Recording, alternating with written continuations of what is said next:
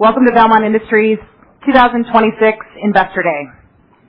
I'm Renee Campbell, Senior Vice President, Capital Markets and Risk.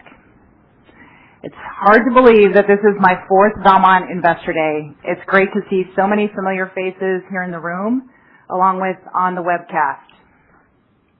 I'm joined today by my colleague Casey Meyer, Vice President, Treasury and Investor Relations, and together on behalf of the entire Valmont management team, thank you for joining us today as we are also celebrating our 80th year as a company this year. I'd also like to thank the teams from Convene and Open Exchange, along with our partners at Corbin Advisors, for all of the work that went into bringing us together here today, ready to share Valmont's story. Before we begin, a reminder that today's discussion is subject to our disclosure on forward-looking statements. Actual results may differ materially from those expressed or implied, and factors that could cause results to differ are noted on this slide, as well as in our SEC filings and news releases. Okay, with that, we have a very exciting agenda planned for you today. Avner Applbaum, our President and CEO, will kick us off by framing Valmont's strategy and the three value drivers behind our 2029 financial outlook: capture, strengthen, and enable. Specifically, capturing above-market growth in utility, strengthening our broader portfolio of businesses, and enabling value creation through disciplined resource allocation.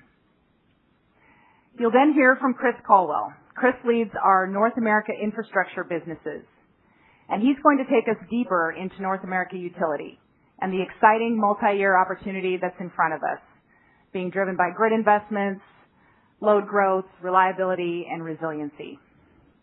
Within Chris's section, we'll have two fireside discussions. The first will be on what's driving this strong utility market and outlook, and that will be hosted by Joe Ulrich from Valmont and Gene Rollins from Power Insights. The second will be on innovation and operational excellence, led by Shannon Eggert and Amit Blesser with Valmont. Next, you'll hear from Greg Turry. Greg leads our international infrastructure and telecom businesses, and he will share how we're applying a more consistent operating model across the portfolio to improve earnings quality and returns. We'll take a short break, and then after that, you'll hear from Daryl Matthews, who leads our global agriculture business, and he'll cover how we're strengthening our global irrigation leadership through aftermarket parts, technology solutions, and growth in emerging markets. And then finally, John Schweitz, our Chief Financial Officer, will bring it all together with our financial outlook, including our path to $35 of earnings per share by the end of 2029. A few logistical housekeeping items. We'll have two Q&A sessions. The first will be after the infrastructure portion of the presentation, and that'll be about 20 minutes. And then we'll have a second one at the end of the prepared remarks. I think that's around 40 minutes. For those of you that are on the webcast, you can use the chat function to submit a question, and we'll try to get to as many of those as possible. And for those of you here with us in the room, we're going to have a couple of mics, so just raise your hand and we'll get a microphone out to you. And we also ask that you please silence your phones. Also, for those who are attending here in person, we invite you to join us after the event today for an informal lunch along with the Valmont leadership team. We also have an irrigation technology display out in the common area if you're interested in that. And restrooms are located to the left and straight back. You can also find today's presentation on our investor site at investors.valmont.com. Before I turn it over to Avner, we have a short video for you this morning that really brings Valmont's story to life. For more than 80 years, much of our work has happened behind the scenes, but our impact is visible every day, supporting infrastructure, helping feed the world, and living our purpose of conserving resources and improving life. I think it's a fitting way to connect our legacy to where we're headed next. So let's take a look. You probably don't notice us, but you rely on what we make possible. The lights that turn on without a second thought, the signal that connects in an instant, the fields that grow season after season. Quietly behind it all, there's infrastructure doing the work. When storms hit, it holds. When demand spikes, it delivers. When it matters most, it performs. That kind of reliability doesn't happen by accident.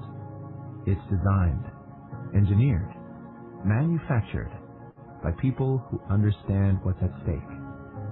Because being noticed isn't what matters to us. Being trusted is. That's who we are. We manufacture what matters.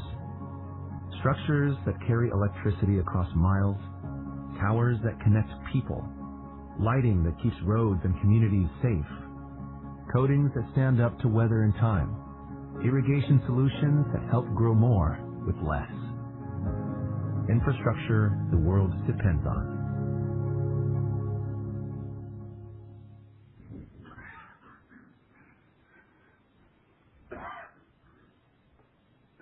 Good morning.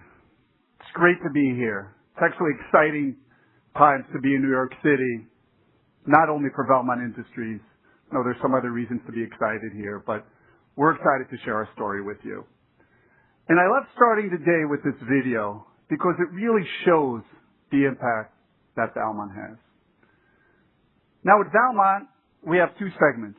We have infrastructure and we have agriculture. And within infrastructure, our largest business unit is utility. And utility is going to be the main driver behind our next chapter of profitable growth.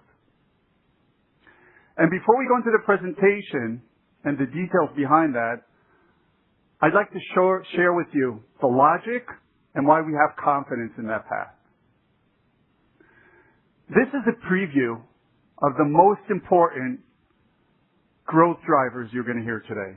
You're going to hear a lot from Chris and his team, and they're going to go in a lot more details later. But I did want to share with you here right up front. It's been well covered.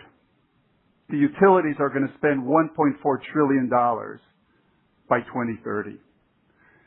And out of that $1.4 trillion, there's $53 billion of transmission and distribution work that we at Valmont can serve, which then brings us to $6.7 billion of a high visible pipeline that is specific to Valmont through our alliance relationships.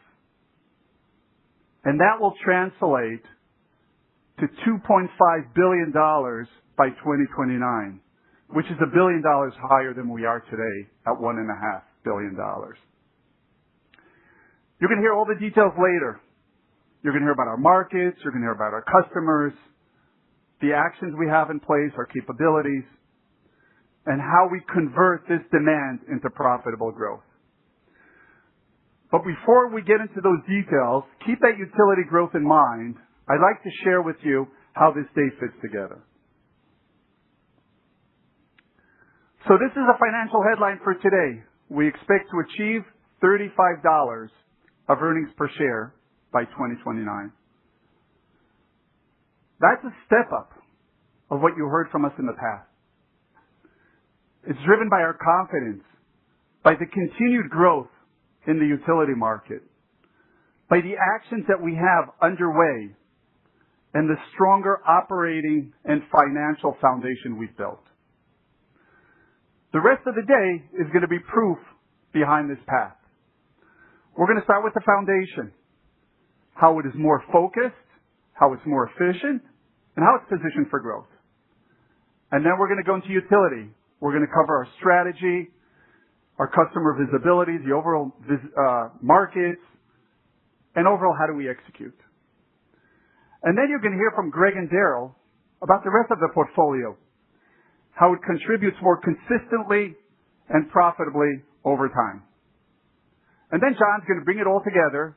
He's going to share with us our path to $35 and our capital allocation framework, how it drives shareholder value. So listen to those proof points as we go throughout the day. So to understand why we have confidence in our goals, let me share with you where we are today and the foundations that we built.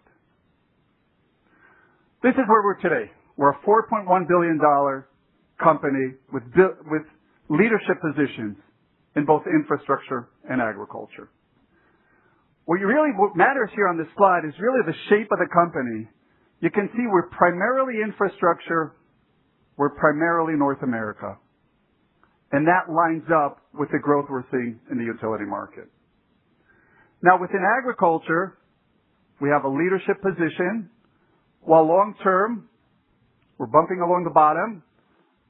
The long term is attractive. We have strong irrigation leadership. We have aftermarket and technology offering, and we have a very large install base. And if you look at our 2025 financials here, you'll see $538 million profit and 13.1% operating profit margin. These financials have significantly improved over the last several years. I'd like to share with you the actions we took to get us here. One of the reasons we have confidence in the path is the foundation. It's more focused. It's more efficient. And we took deliberate actions to get here. So what we've done is we refined and we focused our portfolio. We made sure we're operating in markets where we have leadership positions. Our customers value what we have to offer. And we have a clear path to strong earnings and profitable growth. And then we aligned our organization against this portfolio. We brought our commercial and operations teams closer together. So we're closer to our customers and that we can execute better and drive clear accountability. And then we took our capital and our resources and we put them on the highest return areas for better and faster decisions. And we've done all this with pretty much flat top line. So what does that mean? That means we created operating leverage within this company. So as we accelerate growth, that converts into higher quality earnings growth. To me, the most exciting thing about this slide is we're just getting started. These are early innings of the full potential of Valmont. And this progress translated into value for our shareholders. It's pretty straightforward. We improved our performance, and it's showing up in our shareholder returns. It reflects a stronger and a more focused organization. And as we move forward with the same discipline around our capital, with continued execution, we believe we're well positioned to keep on driving sustainable long-term value for our shareholders. So how do we make this execution repeatable? It starts with our people and how we run the business. This is the leadership team that's been doing the work. They have deep Valmont experience and they have broad industry expertise. They know our customers, they know our operations, and they run the business with discipline and urgency. You're going to hear from several of our leaders today. And in fact, the whole team is here, so I do hope you take the opportunity to meet them and spend some time with them. And this is a team that's going to take us through our next journey. And behind this management team, I'd like to share with you our board. I'm not going to go through this entire slide and their background, but what you can see from this board is they're very experienced, and their experience and expertise lines up directly with where we're taking the company. You can see expertise around operations, capital allocation, utility markets, and overall supporting us achieving long-term shareholder value creation. So we covered the foundation. We covered our leadership team. Let's switch gears and go through our portfolio and where we compete. So this is how our portfolio is organized: infrastructure and agriculture. Within infrastructure, we support several essential markets. We'll start with North America utility. That's the largest business, and today, that is our growth engine. And then we have North America coatings. Supports both our internal volume as well as our external customers. You're going to hear Chris and the team. They're going to take us to a lot of details around both of those businesses. Then we have North America lighting and transportation. We have North America telecom, and we have our international businesses. And Greg is going to share with you the actions we're taking to drive growth to improve margins, and how do we overall execute. And then in agriculture, we have our irrigation, we have our aftermarket, we have our technology offering. Daryl's going to share with us how we're improving the resiliency and the quality of earnings through the cycle. As you can see, this is a broad portfolio. It gives us several avenues for growth. But what's really important here is how these businesses line up directly with some markets that are essential with global durable needs. So these are the markets. You can see the thread. The thread here is pretty simple. The world needs more power. They need more resilient infrastructure, and they need to get more out of our resources. Let's start with utility. Power demand has been flat for several decades, and we've been able to offset growth with efficiencies, lighting efficiencies, appliances, how we construct buildings. Today that has all changed. Over the next 5 years, we're expecting to see double the load growth. We've all heard about data centers, AI, clearly a major driver. But that's not the whole story. We're seeing industrial expansion. We're seeing electrification, interconnection of power sources to the grid. And overall, we're seeing more load. And this power has to move. It has to connect. It needs to be resilient. And that's where Valmont has a critical role to play with our transmission, distribution, and substation solutions. But not only do we need more power, this power needs to be resilient, and we need an efficient grid. So how do we do that? We need to replace aging assets, we need to harden the grid, and we need to create the backbone for the next cycle of energy use. And in fact, 70% of the U.S. grid is older than 25 years. And in fact, much of this grid was built in the 60s and the 70s.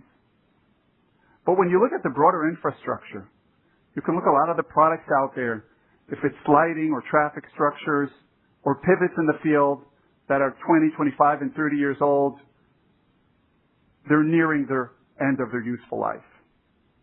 And if you just look in general, look at roads and bridges which are deteriorating and need to be replaced. And as they get replaced, you're typically replacing the entire corridor, which includes a lot of our products, such as our sign and traffic structures and our lighting.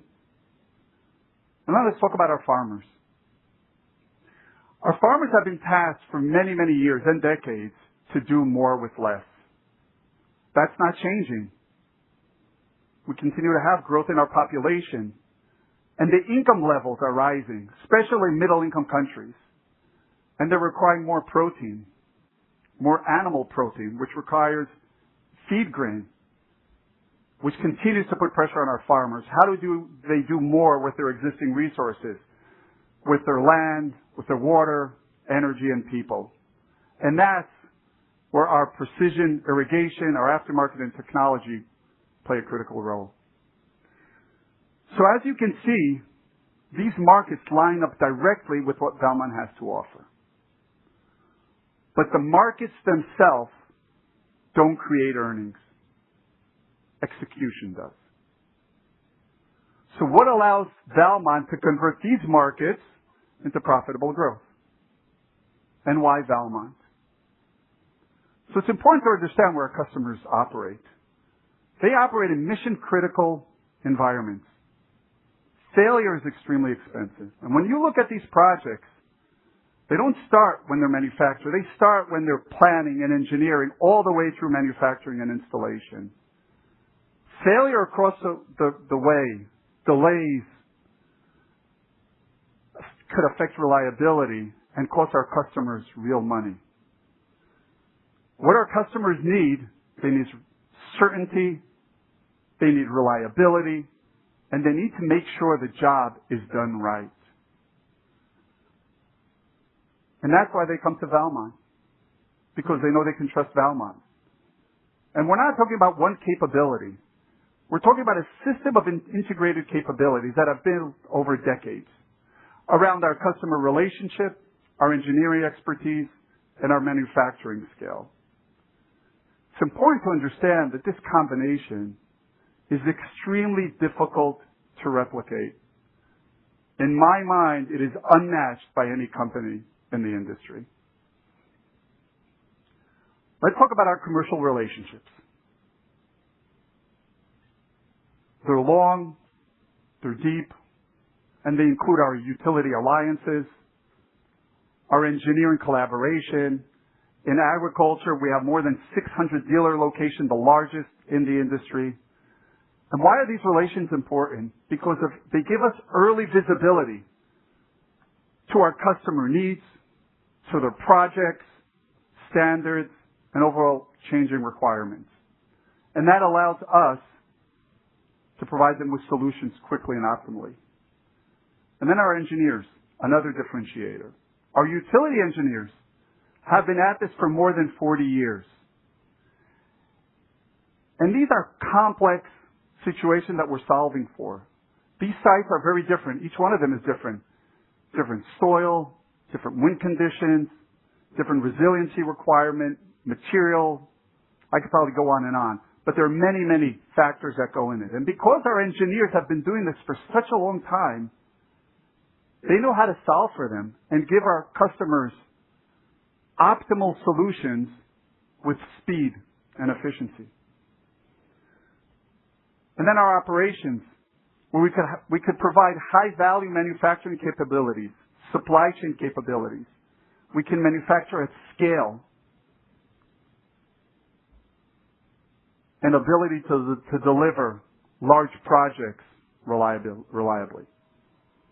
So if I put it together, our commercial teams understand our customer needs, our engineers will solve for them, and our operations will deliver at scale. While we're selling products, what our customers are buying, they're buying trust. They're buying trust that the job gets done and the job gets done right. And then we have our strategy, and our strategy to ensure that we're focusing these capabilities on the highest value areas across our portfolio. This is our strategy. As you can see, it's simple, but it's very effective. Capture. How do we accelerate above market growth in utility? Strengthen is about improving performance across the rest of infrastructure and agriculture. And then enable. How do we put capital and resources behind the areas that matter most? This is how we focus our company. This is how we decide where resources go. This is how we turn opportunities into earnings, cash flow, and overall returns. Let's start with capture. As I mentioned, utilities are our largest and most visible growth driver. This demand environment is fundamentally different than anything we've ever seen before. I like to put that scale in perspective. U.S. electricity demand is expected to increase by roughly 700 terawatt hours by 2030. That's equivalent to 14 New York cities coming online. Think about that scale. But that, not only that we need additional power, we need additional resiliency, replacement, interconnection. Think about a lot of these power sources, renewable sources, are not where the energy is actually used. We have grid hardening. Combined, they provide us a multi-year investment cycle that goes well beyond 2029. And all this power needs to move from the generation to the end user. And that's where our transmission, distribution, and substation support the grid. I'm not going to spend a lot more time on here because Chris and the team are going to go through all the details. I just want to make one more point. I mentioned that we have strong leadership position in these markets. And our customer relationships, which are driven by our alliance agreements, they give us visibility into this market that others just do not have. I'll give you an example of that. So in 2023, through our conversations with our alliance customers, we saw the need for additional capacity to support their strategy, to support their needs. we decided to invest in our Brenham, Texas facility. And when I say invest, that means preparing the facility, but it also means ordering long lead time capital, sometimes more than 10-year lead, two-year lead time. That means training people on the equipment. That means hiring and training welders. Well, we've done all that, and we're seeing the results today. And you'll actually see a pretty cool video that Shannon's going to share with you about some of the work that we did in our Brenham facility. So you're going to hear from Chris. You're going to hear from Joe and Gene around the markets. Amit and Shannon are going to cover some of the actions we're taking to improve our capacity and some of our differentiation in that area. So utility is the largest engine, but we have opportunities across the entire portfolio. And this is what strengthen is. It's how do we improve and strengthen the performance across the rest of the portfolio. I shared earlier how we improved the company, Valmont at the company level. I shared how we focused our portfolio. We aligned our resources. We ensured capital and resources go to the highest value opportunities. Well, now we're doing that one level deeper in the company. We're taking that to specific regions, to product lines, to customer choices, and overall day-to-day execution. And Greg is going to cover the actions we're taking in broader infrastructure.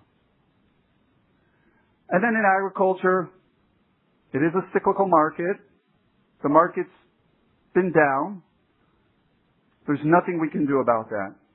But what we can do is we can decide how we run the business, not waiting for the cycle, taking specific actions today.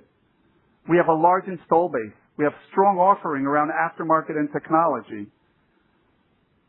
And that's what we control and that's what we're focusing. How do we add value to the growers? Give you an example here. AgSense 365, which we launched last year. It saves time and money for our growers, and it provides them with better irrigation management. And during the breaks, I encourage you to go outside, and we have a booth there sharing some of those capabilities. And that allows us to be more embedded with our customers. And for us, it drives double-digit recurring revenue at accretive margins. So we're taking the same discipline across the portfolio to drive better quality of earnings, consistency, and returns. So to capture and strengthen effectively, we have to put resources where they matter most. That's the role of Enable. Enable is how do we put the resources on the highest value opportunity. Now, when I say resources, it's capital, but it's not only capital. It's our management. It's our talent. It's our tools. So I'll start with capital. And we put capital on the highest return opportunities. Today, that's investing capital in our utility business. It has the strongest ROI. We're going to hear from John about our exceptional balance sheet, our cash flow generation, our liquidity position, which gives us flexibility to fund growth, enhance returns, and return capital to our shareholders. So that's capital. It's broader than just capital. It's how do we mobilize the entire organization across these opportunities. Let me give you an example. We saw the growth in utility, and we identified several bottlenecks. We took our entire data science and AI team, and we put them on these bottlenecks. Engineering, plant throughput. And you're going to hear from Amit. He's going to share with you some of the actions that we're taking. Still early days. It's very encouraging. I believe it has tremendous opportunity to unlock value. So overall, Enable, we're aligning our capital and resources, maybe most important, our management focus on these opportunities. So when you put capture and strengthen and Enable together, you get the bridge to our 2029 financials.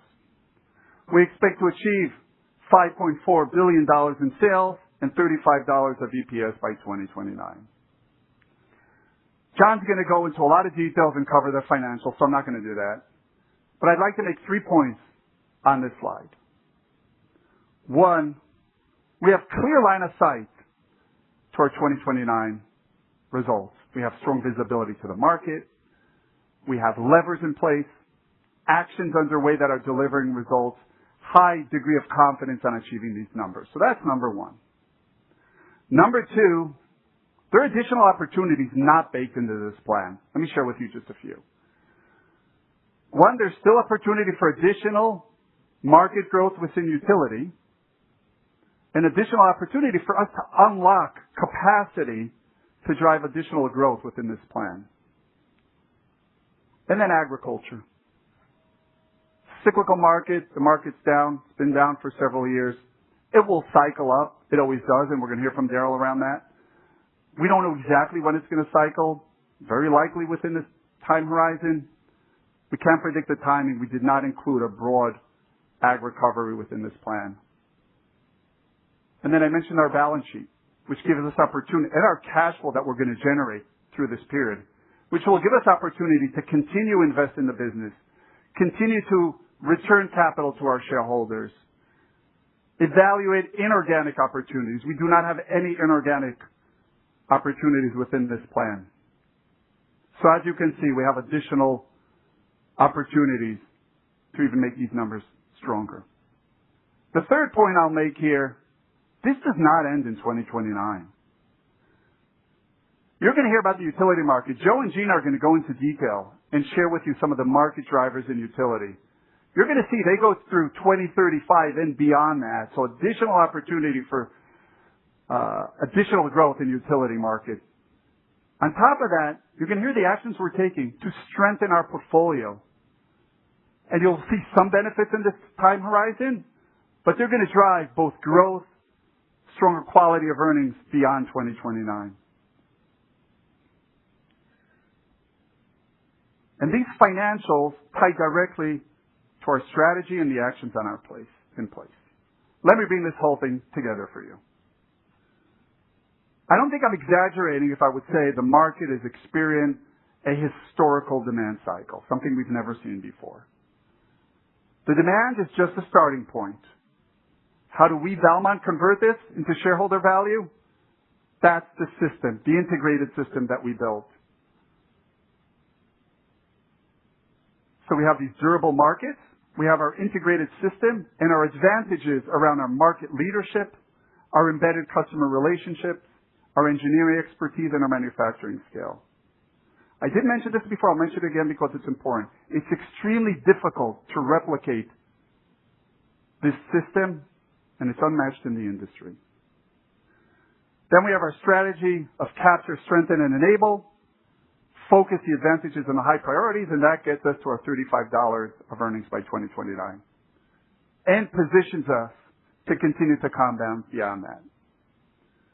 So with that framework in mind, Chris will take the first dive into utility.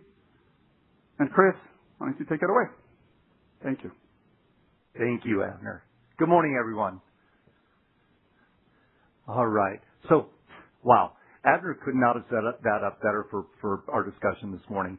To introduce myself, my name is Chris Caldwell. I'm the president of our infrastructure business focused on North America.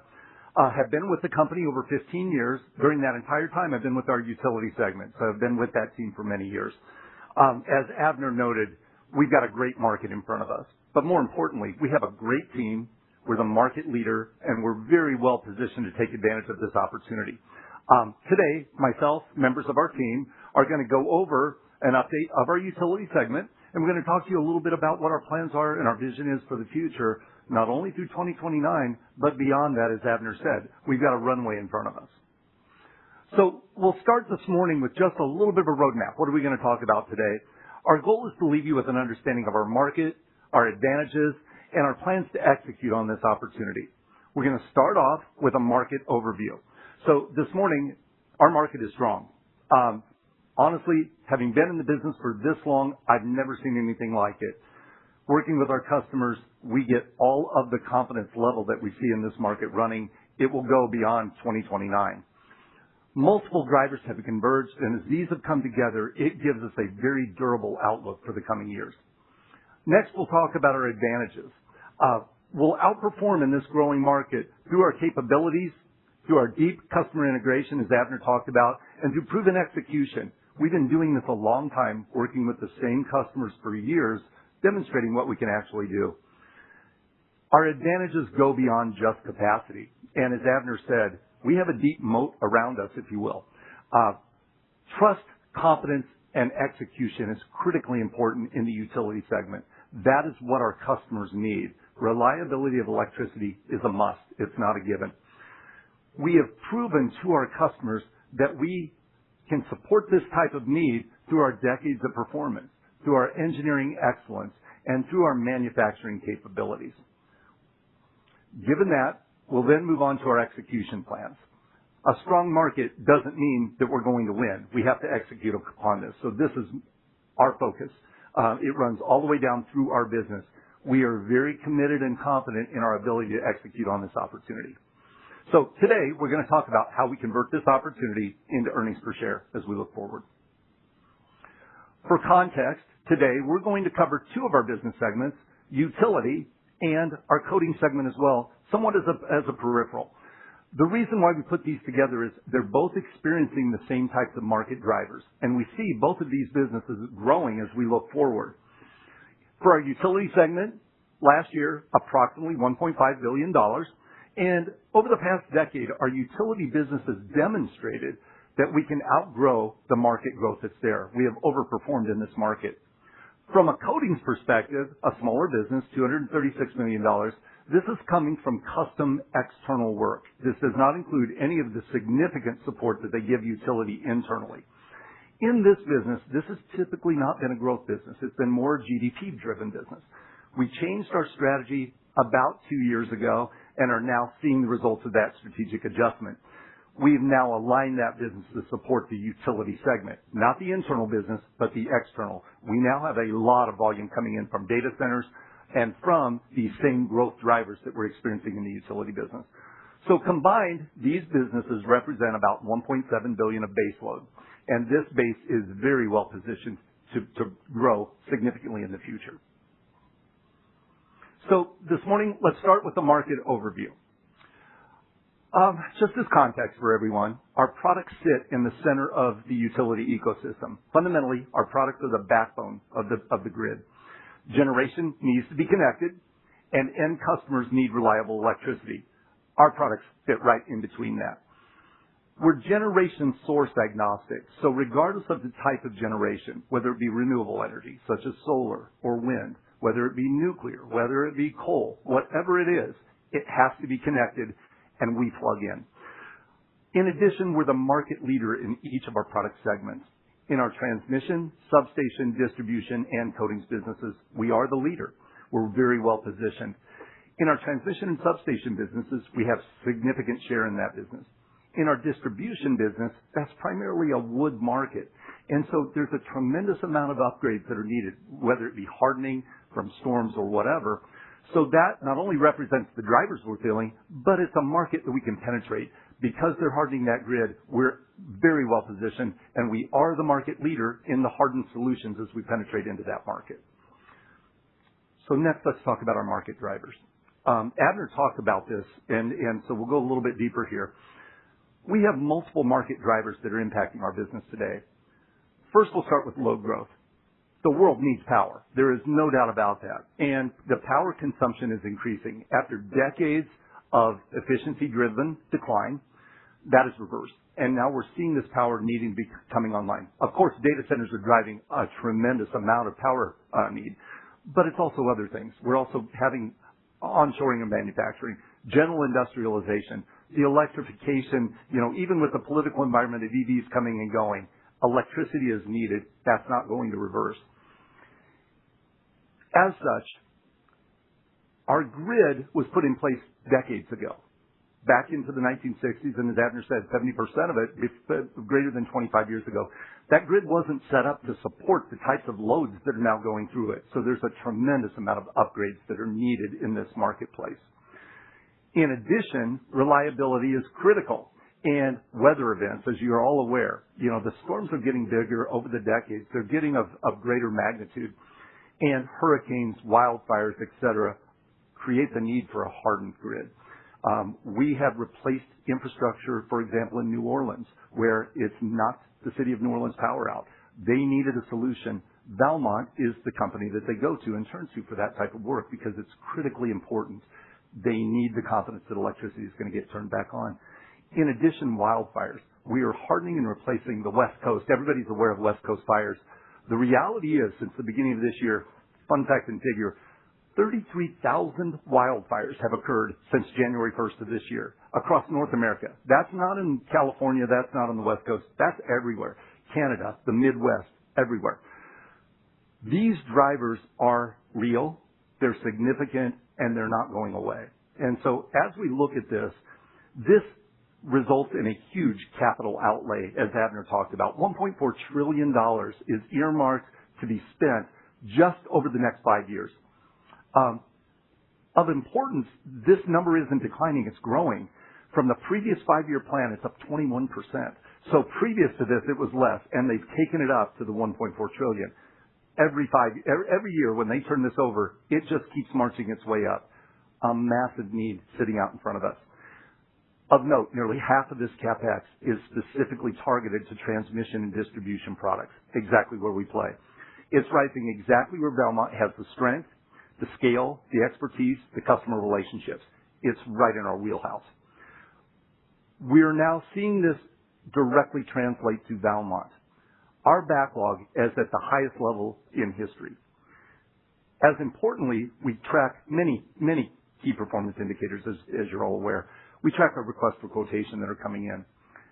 As an example, in our substation business, the first quarter of this year compared to the first quarter of 2024, so we'll jump back here, a 4x increase in RFQs, 400% increase in substation alone. Staggering. So as we see this work flowing through, that's just one example. We see the same type of thing in transmission and the same type of thing in distribution. All of this is now translating directly into our business. So with that, I am very pleased to introduce two speakers this morning, two industry experts, I will say. First, I'd like to introduce Gene Rollins. Gene is senior advisor at a company called Power Insights. Valmont uses third-party experts like Gene to help us to validate the market. We look, we hear, we see, are we right? Gene helps us to validate that type of view. Gene comes with decades of experience. She's been in our market over 30 years. And in our market, everyone knows Gene. She brings a wealth of knowledge. She has worked for McKinsey. She has worked for Dominion Energy. And in her current role, she provides consulting and expertise to manufacturers like ourselves, to investors, to our utility customers. Jean speaks with our customers literally every day. She helps to connect the dots for the industry. So we're really pleased to have Jean this morning. In addition, I'd like to introduce Joe Ulrich. Joe is our Vice President and General Manager of our utility segment. I've worked with Joe since I've been at the company. He's been here for over 25 years. Joe brings the expertise of the market. He also brings the expertise of the customers. So combined, they're going to share what they're seeing and hearing out there for you this morning. So with that, please help me welcome Jean and Joe.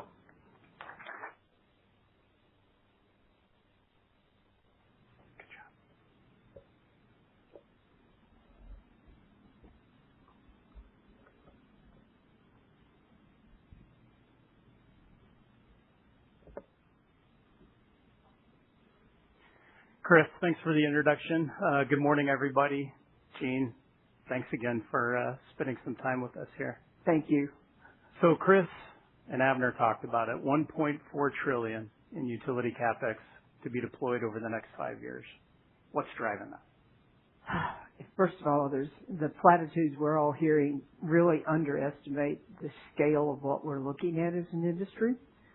And it's not just, and we know everybody's hearing AI, and AI is certainly a big driver of it. But before AI came on the scene, there were a number of other drivers, including, and so my sort of catchphrase on this is that AI is doing what renewables couldn't do in kickstarting really an accelerated growth cycle of the grid. It's one thing to have new generation interconnecting, but when all these utilities see all that beautiful new load needing to be interconnected, it suddenly allows them to get moved faster than they're normally used to moving. And Abner used the example of 24 New Yorks, and I use the example because Star Insights is based in Chicago, 28 Chicago. He said 14 New Yorks, 28 Chicagos that we need to add in terms of electricity between now and the end of the decade. And it's just a mind-boggling number. So we see the 700 terawatt hours. We see the 300 gigawatts of new generation that needs to come on, and I agree it's a staggering number. Where we see that from a delivery standpoint, 65,000 additional new upgraded line miles. And, I guess to put another, kind of relationship on that, if we were to drive from here to LA and back, you would need to do that almost 13 times in order to replicate the 65,000. So exactly. Big numbers. All right. Let's go into the 65,000 a little bit. I think this is one of the most important things to hear is a lot of this grid forecasting you hear about new line miles. New line miles are only part of the equation. The most valuable asset that most utilities own today are right-of-ways. Those pieces of real estate, and they are going to do everything they possibly can to maximize the capacity of those right-of-ways. So we hear all this noise coming out of D.C. in particular about we need new lines. Yes, we do need new lines. We've been hearing a lot about 765, 500 kV lines, which are our arteries of the grid system. But you need a lot of capillaries coming off of those arteries. You don't connect a data center into a 765 line. You don't connect a solar farm into a 765 line. You have to step that down and build smaller lines. And so for every mile of 765 or 500 you're building, you're going to have to build 3 to 5 times that number of miles, or upgrade 3 to 5 times that amount. And when I say upgrade, we're not talking about they're going to go mow the grass underneath. They're going to build new structures that double, in some cases triple the capacity of that existing right-of-way. A couple things stand out, and I love your analogy, number one, with the capillaries and the arteries, because if the generation is the heartbeat of the system, then you've got the large arteries from the backbone. Capillaries then are your, step downs from the KV ratings from that standpoint. I think a big piece for me is that as the market leader of 500 kV and below, that really means that Valmont's going to have the lion's share opportunity for those projects to be involved. Right. The other piece, let's not forget about substations. Good piece. So if you're going to upgrade a transmission line, you're going to upgrade the substation. Yep. If you're going to put in a new line, generally speaking, there's one at the beginning, one at the end. But that's changing. We've always seen, a new one. You got one at the beginning, one at the end. But yesterday I was flying out of Atlanta, and south of Atlanta is sort of data center alley at the south. And I looked out and I saw 3 massive projects that we're sort of tracking in our infrastructure practice, data center projects. And on all 3 of them, substantial substations on either side. Data centers want redundancy. They don't have just one circuit coming into a hyperscale data center. They'll have 2 circuits coming in because they need the protection and the redundancy. So 2 massive, and very complicated substations with a lot of steel. But once you get inside the fence of the data center, you still have to, that's just stepping it down to 138. You're going from Georgia Power System, which is 500, stepping it down to 138 in these substations, but you still have to step it down to a usable kV inside the data center. So inside the data center, there's another 5 to 6 to 7 smaller substations. So really, when you're going to meet that new load with a new line, you're actually going to end up with 2 massive ones and 5 to 6 smaller ones. And the amount of steel involved in that and the amount of engineering, every one of these substations are designed differently and require really intricate engineering. And as you stated, that's not going to happen. It's happening. Oh, it's happening. Yeah, I was looking at the amount of RFQs that we have coming in. Yep. Let's jump back just a little bit to the high level 1.4 trillion in capital and put your hat on of leadership or executive at a utility. How are they feeling about this? What are they doing about it? I think some of them are a little bit like deer in the headlights a little bit, but I think they're coming around a bit, this unprecedented growth that you've seen. But your utility execs are not hired to take risk. So one of the first things that comes to mind is they have to look at their priorities and do they have the capital to execute these plans? And we have to remember, with all the noise out there, utilities are still going to be building probably 85 to 90% of this infrastructure. A lot of discussion about behind the meter, but most of this infrastructure is still going to be built by the local utility. And so you've got to have, there will be governors to spend, and that's what keeps utility execs awake at night. Affordability. We're all hearing, for those of you who live in New Jersey, you know about electricity prices going up now. That is going to be a big political issue this year. And then critical components.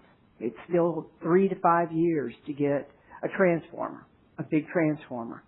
And the one that I like to harp on a bit is labor availability. We've cut back on our immigration, and we are watching plummeting birth rates. So the average person aging into the workforce is dropping radically right now. And then finally, permitting. As much as it seems like such a soft issue, but it becomes a very hard issue in this industry. And that's why the real estate is these right-of-ways are so valuable to utilities. If I can build something without having to permit a new right-of-way is the key. Even at the federal level, even if we get massive change at FERC and empower FERC more, you still have state, county, local permits that you have to go through, and they can stop projects. So there are natural governors. So when you look at this 6% growth rate, I look at this and say this is a conservative base case. It's not going to fall below that. There are a number of things that can happen to make it go higher. But if I'm a conservative forecaster, and this is sort of the position I take. I want to know what is my conservative sustainable. The beautiful part of this is those governors allow us to see this runway extending out way past 2030 because we need to continue building. We're not going to meet all the demand, and it will spill over for another 10 years. So we have a very long, very visible runway coming. Many of us were at a conference earlier this month, and the stakeholders that you mentioned were all convening, talking about this. Not just how are we going to get it done, but we need to get this done. Right. And what can we do to make this, streamline this process as much as possible. So if we look at that, the $1.4 trillion, and a big portion of what we saw in the earlier slide did show transmission, distribution, and substation as a big portion of that capital that needs to be deployed, 46%. So that's $644 billion through transmission, distribution, and substation. Now we know not all of that is structures or poles. Right? You got to construct the line. You need other equipment. You've got engineering and other maintenance that goes into that. But of that $644 billion, 8% or $53 billion would be product specific, right? Poles and structures. So then we see with that, that $53 billion, we see the serviceable addressable market from 2026 going from $8 billion to 2030, $13 billion. So as we sit here today, there's a highly visible Valmont specific pipeline of $6.7 billion. We have confidence in this, not only because of the long planning cycles that we see, but also because of the engagement that we have with our partners. We're ingrained in their process.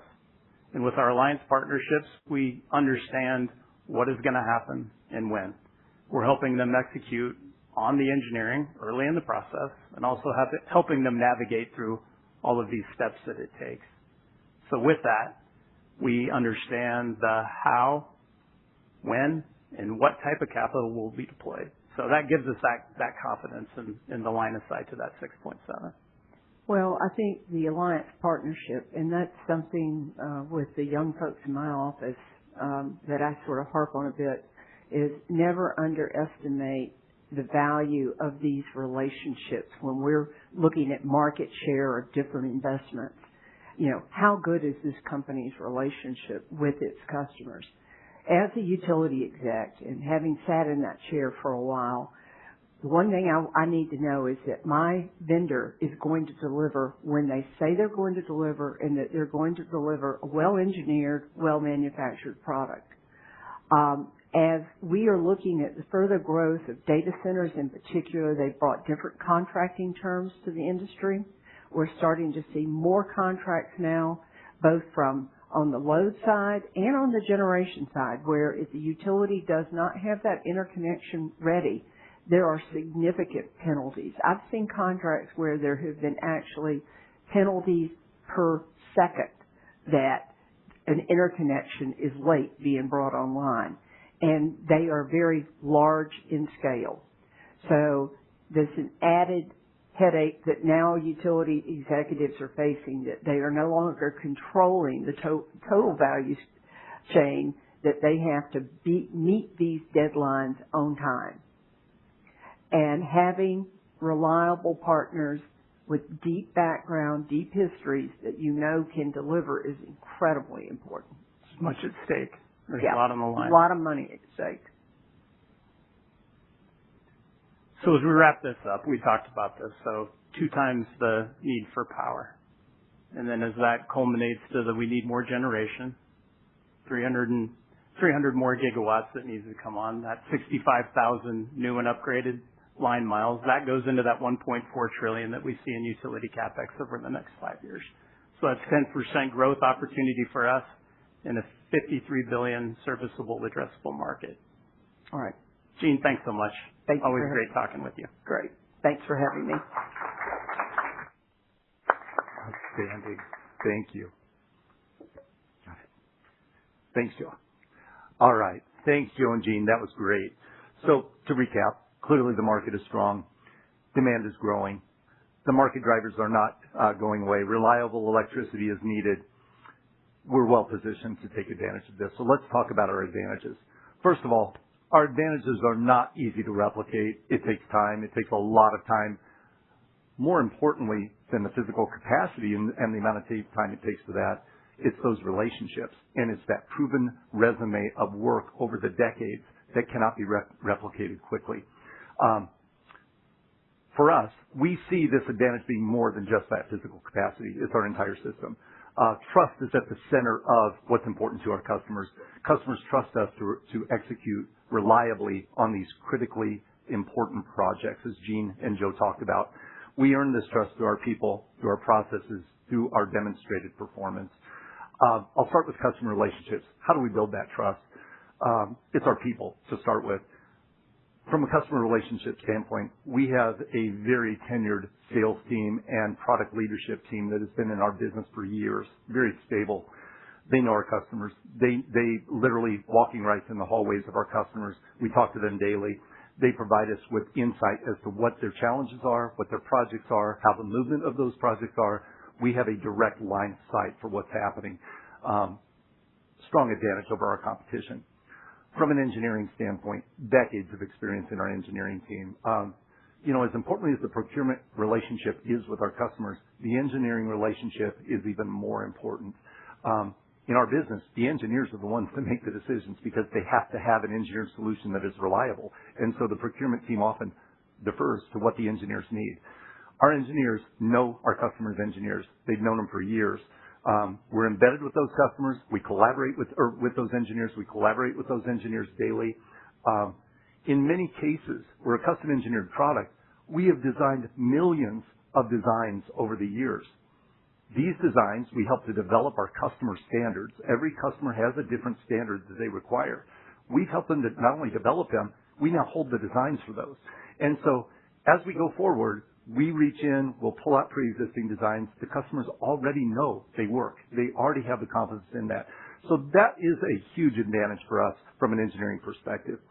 From a manufacturing perspective, we have 16 manufacturing locations across North America. We have 20 coatings manufacturings across North America. This aligns us perfectly to support logistically the supply chain to our customers, East Coast, West Coast, and everywhere in between.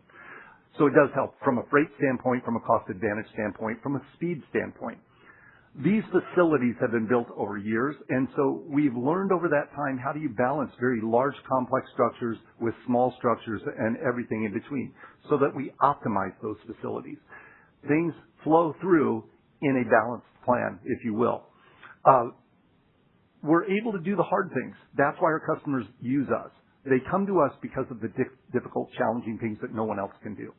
We have that advantage. Finally, from a footprint standpoint, redundancy, I think, is probably as important as anything. Our customers need reliability or reliable delivery. We have multiple facilities. We're in a manufacturing environment. Things go wrong. Sometimes things don't work the way that they're supposed to. We have multiple options so that we can ensure that if something happens, we can divert the work to a different facility to ensure we can keep up with these critically important projects. And finally, product breadth. We've intentionally designed our product line so that we have multiple different material types: steel, concrete, composites, hybrid solutions. Every project is different. Every project needs something different. In salty conditions, some product material types just don't make sense. We have all of these options so that our customers can come to us for the solution and not to buy a product per se. So from all of those things coupled together, our customers trust us. For Valmont, Avner started, we're the capture portion of Valmont's portfolio strategy. We're very well positioned, as you've heard from a market perspective. Now it's in our hands to execute. Disciplined execution is what we're focused on. We do that through our customer strategies, our innovation, and how we're deploying capital and capacity to achieve the support that the business needs. So execution is key, and that's what we're going to shift to now. Okay, let's talk a little bit about our customers. Gene and Joe talked a little bit about alliance customers and what that is. So let's give you a preview of kind of how do we see the market and how do we see our customer base. We segment our customers into two different types. We have what we call strategic customers, strategic contract customers, or alliances. These customers are made up by industry-leading investor-owned utilities. These are the leaders in the utility segment. We do business with all of them, and we've done business with them for many, many years. We have alliance relationships with over 20 of these customers. The top 20 IOUs spend approximately 40% of the capital in our business. So these are the ones that are year in and year out putting projects in place and spending the money to put these projects in place. Why is that important to us? We dedicate a portion of our capacity to holding it for them. What that does is it gives us a very strong baseload of business. These customers are there. They reserve their capacity. They communicate their forecast, and they're communicating their forecast not just for this year, into 2027 and even 2028. They are now reserving the capacity because we have that contractual relationship and that long-term standing with them. It provides us then with reliability in a volatile world. We are a project-driven company. Things happen. Projects ebb and flow. They move. As projects move, having this diversified baseload of customers gives us confidence. Something moves out, something moves in, and over the course of time, it's steady. So we have a very reliable, strong foundation or baseload of business. In addition, we hold a certain percentage of our capacity, less than that alliance capacity, but we hold it empty. We hold it for bid opportunities. What does this mean? I'll give you an example. Literally just happened this week. We had an industry-leading IOU, actually two, but I'll talk about one, come to us. We have an alliance relationship in our transmission market. So they know us. They know who we are. We've done business with them forever. We do not have that kind of relationship in our substation business. They came to us in substation because the market has exploded. They can't get substations. They can't get them from their current supply base. They know that Valmont has available capacity. They approached us and they said, we have a critical substation that has to go in at the end of this year. Can you help us? Because of the way that we design our portfolio, we keep that open capacity for these kind of opportunities because they happen daily. We don't take everything that comes. We're very strategic in what we're taking on. In this case, we said yes because they communicated next year their substation business is staggering. We didn't know that because we didn't have that alliance kind of relationship. So we had some visibility, but not to the magnitude. What this does for us now is they are already now talking about giving us the alliance contract for next year's business, which equates to 80 million pounds of substation for next year. Just to put things in perspective, it is incredible, massive. That's how we use the strategic, or the bid portion of our business. We're using it opportunistically to take advantage of those strategic needs as they come due. So let's move on now to innovation. We're a custom engineered product line. We engineer and innovate daily. We are always solving problems or challenges that our customers have with constructability, total cost of installation, reliability, speed, all of those kind of things. That's what we do, and we address those challenges. On the innovation front, there are so many examples, it's hard to say we do this or we do that, but I'll give you just one example in the substation business. We do pre-assembled substations. You've probably already seen that or heard that, but why do we do that and what's the advantage? Construction costs are far greater than the cost of our products. And so when you take a substation that are very large and complex, like Gene talked about, they're hard to assemble in the field. And you're in harsh environments, winds blowing, heat, snow, whatever it is. We assemble those under roof. And what that means is now we can deliver a very high quality product to the job site. It delivers and drops right onto the foundation. So what we do is we take months of construction in the field and we turn that into weeks or days, or even hours in some cases. There was a substation that took 6 hours to drop it on and bolt it into place. The cost savings for our customers is staggering. Doesn't mean our products are cheaper. We have fundamentally shifted that value chain in our direction. So we are using that type of innovation every day to continue to drive value to our customers. Next, I'd like to show you a very quick video. It's from a customer called OPPD, Omaha Public Power, in our home office, where our home office is. And it shows an example of how we're working with our customers to innovate solutions for them. So let's watch.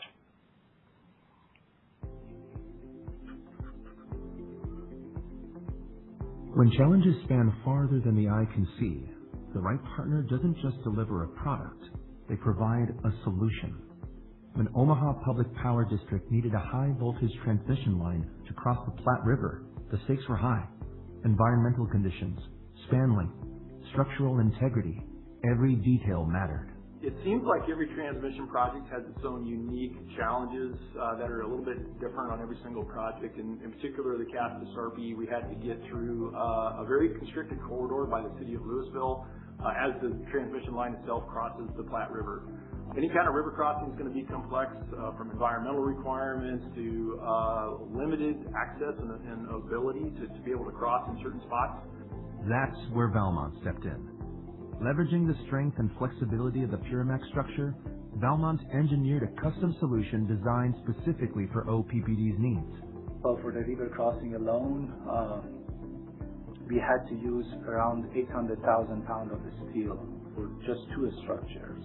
The tallest transmission structures OPPD has ever installed, and some of the tallest in the region. Yeah, these towers are 347 feet tall above ground, and then the foundations, there's 4 foundations on each tower, so 8 total that are nearly 100 feet deep, going down to bedrock next to the river. From concept to completion, Valmont collaborated side by side with OPPD, refining design, optimizing performance, and ensuring every detail aligned with the project needs and OPPD's long-term goals. The scale and complexity is driving us to do work in a different way than we ever have in the past. So this project being the very first one out of the chute across the next decade is pretty important for us to be able to understand process enhancements that need to happen. The result, a resilient, high-performance transmission solution as a strong foundation for the growth to come, utilizing a partnership built on trust, expertise, and shared success. Our industry is changing and is going toward in a way that having strategic partners, it helps a lot. Down the pipeline, we are trying to increase upgrade the reliability of our system, to build more resilient transmission lines, and to improve the quality of life of our customers by having a sustained and continuous power delivery to their homes. Valmont, engineering stronger connections where it matters most. All right. So clearly, we're in a good place. we have very strong competitive advantages. We do this every day. That said, we'll turn our attention to capacity. Even with our competitive advantages, our customers still need our capacity. They need delivery. They need speed to market. And from an executional standpoint, that's now what we're focusing on, is to make sure that we're providing that capacity in this very high growth market. The way that we look at capacity is not just physical capacity, it's total system capacity. I think you alluded to that a little bit earlier, Abner. We are dealing with capacity at all parts of our business. This gives you a little kind of a snapshot in terms of how we look at capacity. We have a front end of our business. We have then the back end of our business, which is our manufacturing piece. From a physical capacity standpoint, we've got a strong advantage in the way that we're deploying capacity. We have 16 manufacturing fronts, and with that, footprint, we're able to add capacity everywhere across 16 fronts, and that's exactly what we're doing. And in fact, this is a brownfield kind of an approach. It enables us to respond with capacity much faster. We don't have to wait 2 years for a greenfield to go up. Doesn't mean greenfields are bad, but for us, capacity is literally coming on daily. It enables us to do so very flexibly. So if the market conditions change, we can adjust. We haven't put all of our eggs in a massive project to go and run for capacity, and we can do it extremely cost effectively. Able to do this in an affordable way where we don't have to deploy as much capital for every dollar of capacity that we're putting in place. I can tell you, just from what we're seeing today, capacity is now coming online daily. Every day we are ramping the capacity. Our customers love it. They don't have to go somewhere and find it. They're right here with us. As this capacity comes online, we fill it, and our customers have a clear confidence in our ability to do so because we're demonstrating it every day. From a cost standpoint, I talked about it requires less cost, so this does drive up our return on invested capital. On the front end of our business, we also have to keep pace. And so we're doing that through digital tools. And what we're doing is unlocking capacity through artificial intelligence. And in a second, Amit and Shannon will talk about that. This is fascinating and it's working. For example, in our engineering front, we are using this kind of technology to dramatically speed up the throughput of our engineers. Things that were more mundane, things that took more time, that took days, weeks, even months, now take hours. We're seeing this on that front. In addition, scheduling improvements, 16 manufacturing locations, custom engineered product, hundreds of projects going through at once. How do you optimize the flow of all of this coming through our factories? A human being couldn't do it, and we've never been able to do it through a human being. AI is now helping us to solve how do we balance all of these different things to optimize the throughput that's going through. So many, many exciting things happening, and I'm not an expert, so I'm going to turn it over to the experts to talk a little bit more about this. First, I'd like to introduce Amit Blesser. Amit is our Chief AI and Digital Transformation Leader. Amit's been with our company over 5 years, and he brings over 20 years of AI and machine learning background with him. He and his team have put more of an impact on our business than I've ever seen in my life across all areas of our business. In addition, I'd like to introduce Shannon Eggert. Shannon and I have worked together for the past 15 years. Shannon is our Senior Vice President of Operations. Shannon is the person that is helping us deploy the physical capacity. Shannon brings a unique background from his perspective. He's also a commercial guy. And so he not only understands manufacturing and knows how to do this, but he knows the urgency and he knows what's important to our customers. So he brings that sense of urgency, that drive, and that speed with him. So with that said, help me welcome these two. They'll talk to you much more about the details of what they're doing. Thank you, Chris. Thank you.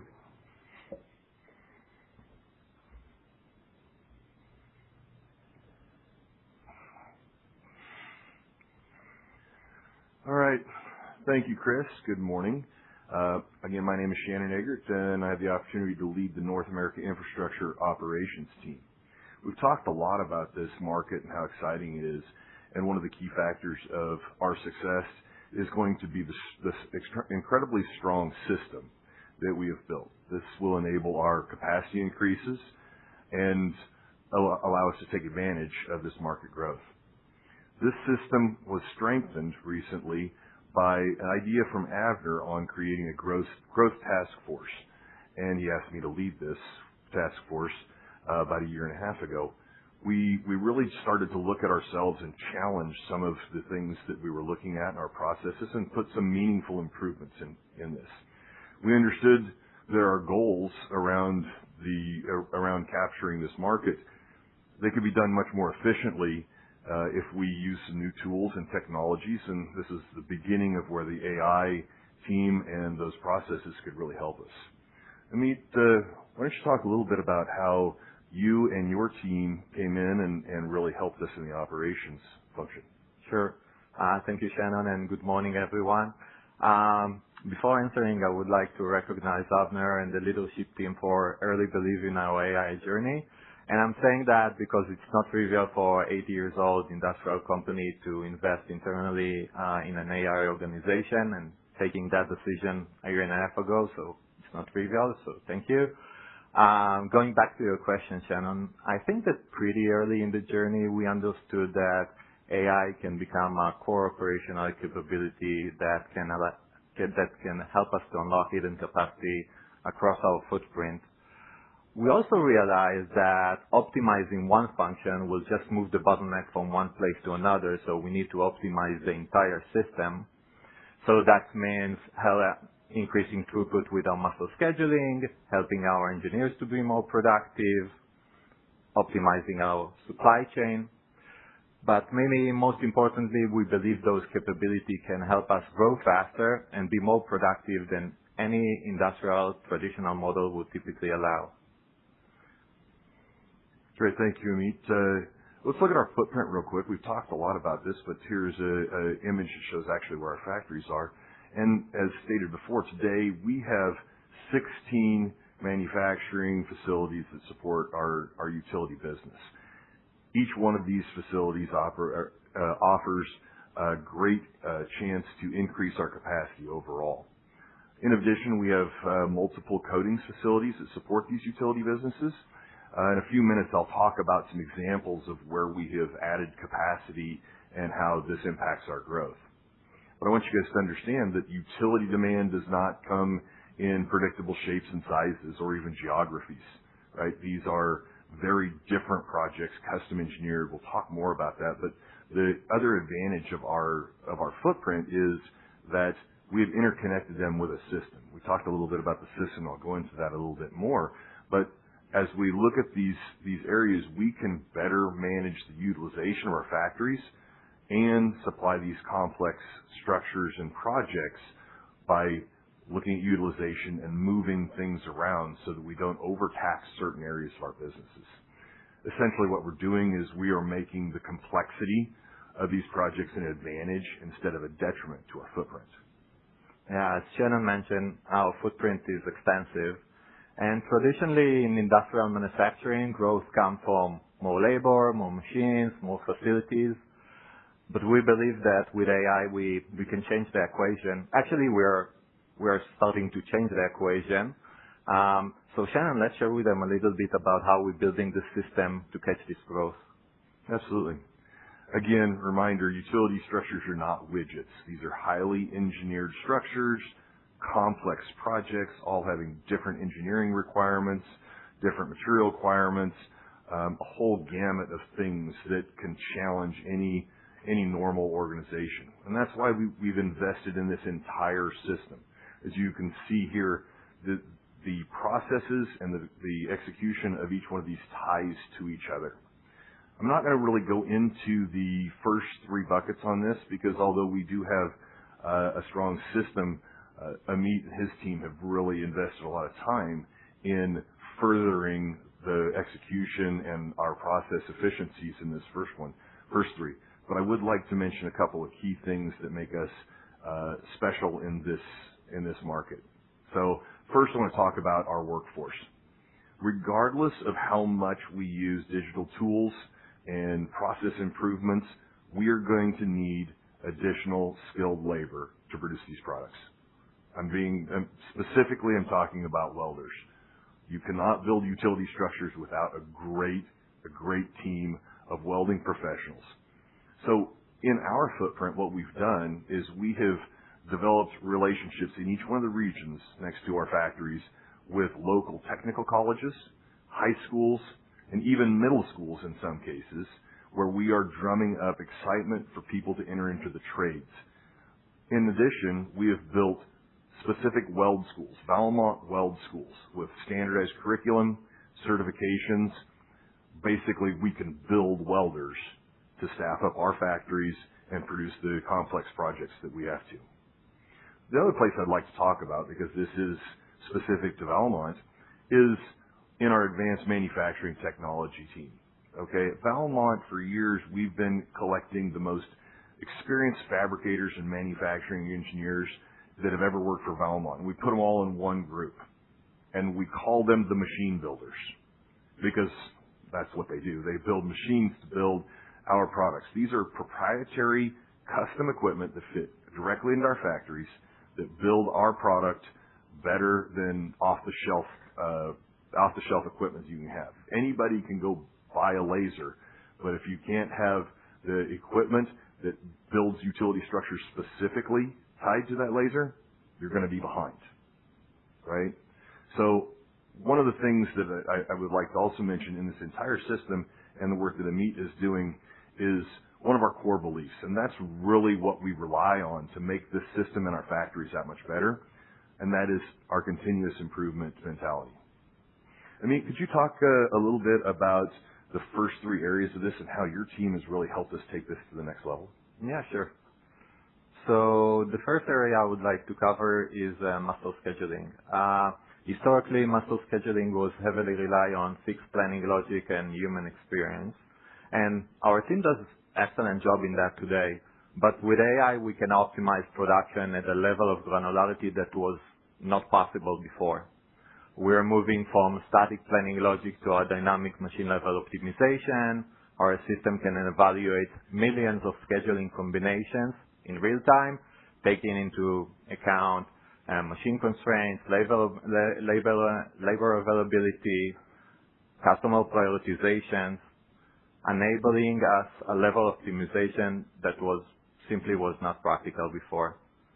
So the system is already implemented in production in 5 of our biggest North America utility sites, with additional deployment underway. And while it's still early, the initial results are encouraging. And based off our internal analysis and initial user feedback, we believe these capabilities may support a directional improvement in throughput in the range of 3 to 5% over time. And this is without adding any labor, any machines to our facility. That represents a pure throughput gain. The next area I would like to cover is engineering. So Valmont has decades of proprietary engineering knowledge embedded across millions of designs, specifications, historical documents. And we believe this data is a major strategic advantage for us. So let me give you a few examples and you will understand why. So when engineers start a new project today, there is a good chance that a similar design of what he's trying to sketch is already been created in the past. The challenge is to find it among millions of designs that we already have.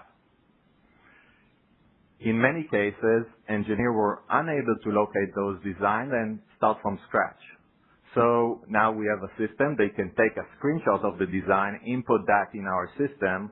The system will search on top of those millions of designs and find the closest match. That helps our teams to run faster and leveraging existing design as a starting point. Another example. Today, engineers spend significant amount of time reviewing customer specification documents, and those documents contain hundreds of pages, and it's taking time to read them and extract the data. So we develop a tool that can identify and highlight on top of those documents the relevant data for the engineers. So now instead of reading hundreds of pages, the engineer can read only the relevant paragraph for them. And obviously, it's increasing their productivity. We're also applying AI to engineering quality validation, mainly to automate the process and reduce time. I'm not going to go into details on that one. So taking together, these capabilities are creating a scalable engineering productivity platform built on decades of engineering and design data. And while it's still early, Our directional analysis suggests this platform may support engineering productivity improvements in the range of 15% over time. This is already in production. In supply chain, we're applying AI to inventory management, to material flow and procurement decision, mainly to optimize our inventory levels, to reduce our steel costs, and maybe most importantly, to make sure we have the right material on the right time for production. More broadly, we're connecting customer orders, engineering, material readiness, and production execution into one unified operational environment. It's helping us to improve our visibility and our execution certainty across the value chain. And over time, we believe this capability may support meaningful improvements in our supply chain efficiency. Taking a step back, these are not isolated tools. Together, they represent a broader shift of how we operate the business. And importantly, those systems will continue to improve while adding them to more facilities, more workflows, and operational environment. And because they are being built on decades of manufacturing, engineering, and operational knowledge, we believe they can become a durable competitive advantage for Valmont over time. This is not about experimenting with technology. This is about building a more scalable, more cost-effective industrial company, one that can grow faster and be more productive than any traditional model would typically allow. Thank you, Amit. I love these examples. They really demonstrate the importance of technology and AI. You know, AI does not replace good operations. What AI does is it makes good operations even better. So let me tell you a couple of stories with some examples of how we're deploying additional capacity across our footprint. The first one I would like to talk about is a project we just completed in our Monterrey operations, our Mexico operations, excuse me. Basically, we have operations in Mexico with two factories, and they supply back and forth to each other and build utility structures. And we had previously thought that we were constrained due to space and equipment. But we really took a hard look at this operations and analyzed the utilization of every piece of equipment in this factory and found that we had underutilized equipment that we could take advantage of. So we put a team together, analyzed the flow through our assembly areas of this product type, and we relayed this out. We put the right equipment in. We used our advanced manufacturing technologies team to put specific equipment in here and balance this to maximize the utilization across the footprint of our high-value assets. And we, in a sense, we doubled the throughput of our Escobedo facility and consumed the unutilized capacity there. And we have 16 factories, so this is going on all across our footprint. So this is an example of flow optimization and balance utilization. The next factory I'd like to talk about is our Jasper, Tennessee factory. Okay, Jasper, Tennessee is a fairly large steel manufacturing facility, represents about 15% of our overall steel manufacturing capacity. And Jasper is a very good facility because they have an experienced leadership team. They have great relationships in the community. As a matter of fact, we're the employer of choice in the region. And we have customer approval from all of our customers so we can immediately ship from there. This is an example of where we took a look at a more underutilized equipment through product deselection activity that we went through last year, and we put together a brownfield project that adds roof line, adds custom equipment, advanced material handling equipment, and took advantage of this strong leadership team and the ability to attract talent to bring this in. And this project will result in a 40% throughput increase for a Jasper, Tennessee facility in a relatively short period of time, with a very efficient capital spend. These projects are successful because of the system we built and the improvements that we have taken here, because we can manage customer demand, supply chain material availability to be at the factory exactly when the capacity comes online, so we don't disappoint our customers and we don't leave any capacity on the table. So all of this allows us to manage our developments, and we can do this over and over again. The last thing I want to talk about was already mentioned by Avner earlier, is our Brenham, Texas facility. And we are fully operational in Brenham, Texas facility. And this is one of our first brownfield examples where we took a 80-acre footprint that we had, and we had multiple small factories on this, and we needed the utility demands. So we specifically designed a utility factory connected to our other factories there, designed it for flow. What you're going to see here, pay close attention, I'll narrate the video a little bit, but improve safety, improve material flow, automated equipment, and an overall visual shop implementation. So I'll walk you through this briefly. This is an example of the flow of a utility pole all the way from start to finish. We start at one end of the factory, and we bring in our raw plate in a rectangle. And then we use either plasma cutters or lasers, and we turn this into a trapezoid. And we move all of this material with automated crane systems, MagTech. We dispose of the scrap, bring it all the way across, have quality processing checks, and then we run it through one of the largest, most advanced press brakes in North America. This has controls, safety equipment, and then we move all of our product with conveyors and carts.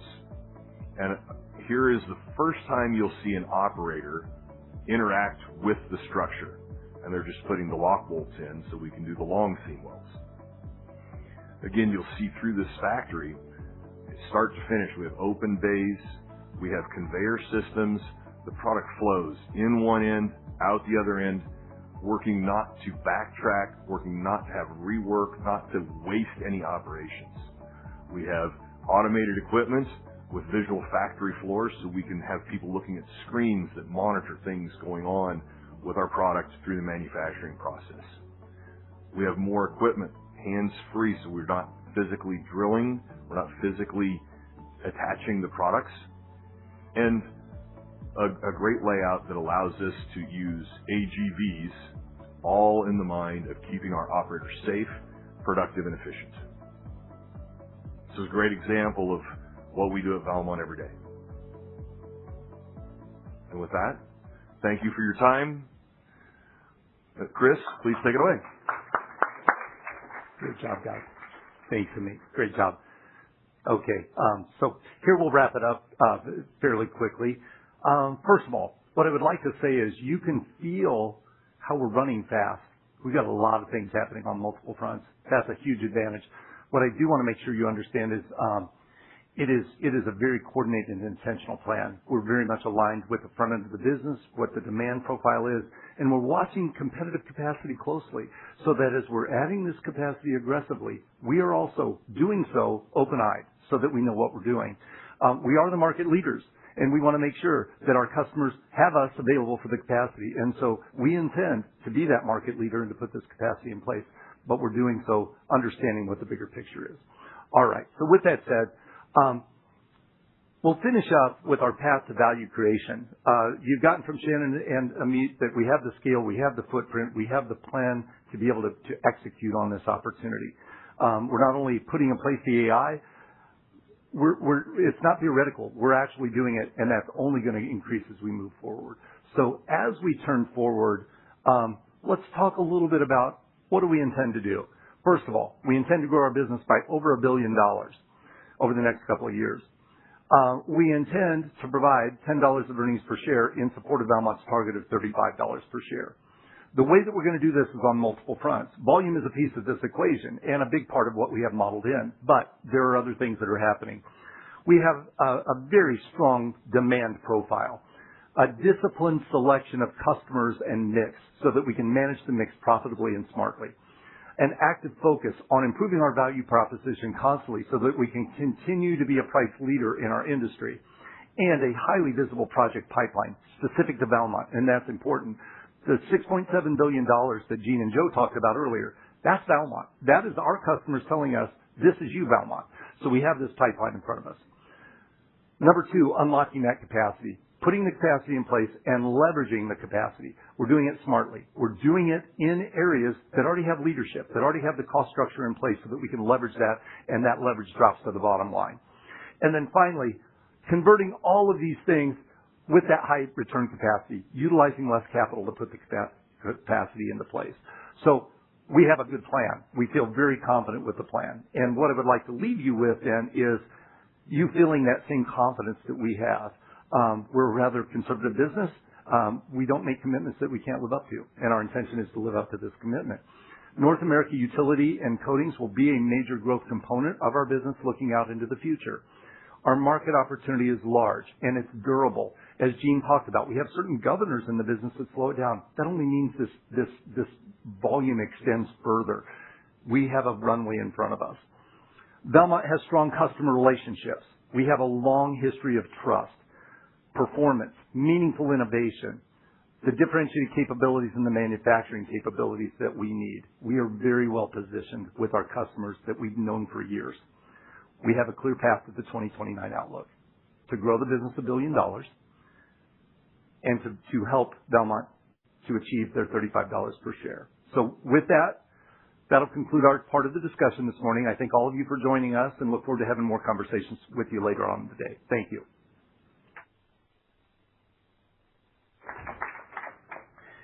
Okay, thank you, Chris.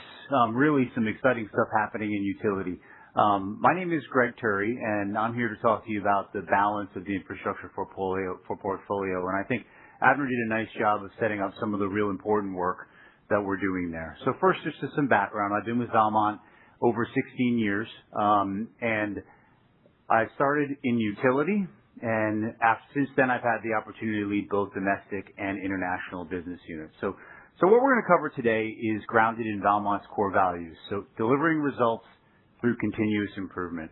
We'll talk about how we are supporting the world's need for critical infrastructure and how we are market leaders with differentiation that aligns with Valmont's core. Most importantly, I'm going to reinforce the message that Abner delivered in the strengthened portion of his presentation, which is how we are applying a scalable operating system to this portion of the portfolio to expand earnings and increase returns. This operating system was born in utility well over a decade ago, and it combines commercial, engineering, and operational disciplines to ensure our teams are working on the highest value opportunities. So it's not about one particular investment or one particular initiative. This is about taking proven processes and principles, applying them across a broad set of businesses to drive incremental improvements that will expand earnings over time. Most importantly, we're going to do this without deploying capital. So first, let me define the portfolio and the potential of some of the markets that we're supporting. So specifically here today, my portion of the presentation, I'm talking about North America Lighting and Transportation, North America Telecom, and our international businesses. And although these businesses operate across geographies and product segments and customer sets, there are more similarities than there are differences. Abner mentioned we are solving the world's most critical problems, and these problems cannot advance without the products that we offer in these businesses. These are the dynamics that underpin the long-term secular drivers that we have. Those are around transportation, energy, resiliency, safety, and connectivity. Now, over time, one of these markets may have a small cycle or may have a disruption, but we believe between now and 2029, they present a low to mid-single-digit growth CAGR opportunity.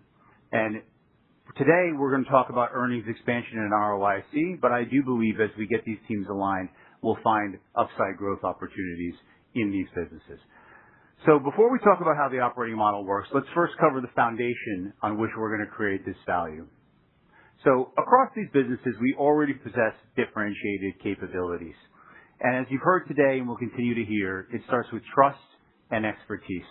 Our teams are the trusted leaders in the industry. We have expertise across commercial, engineering, and manufacturing.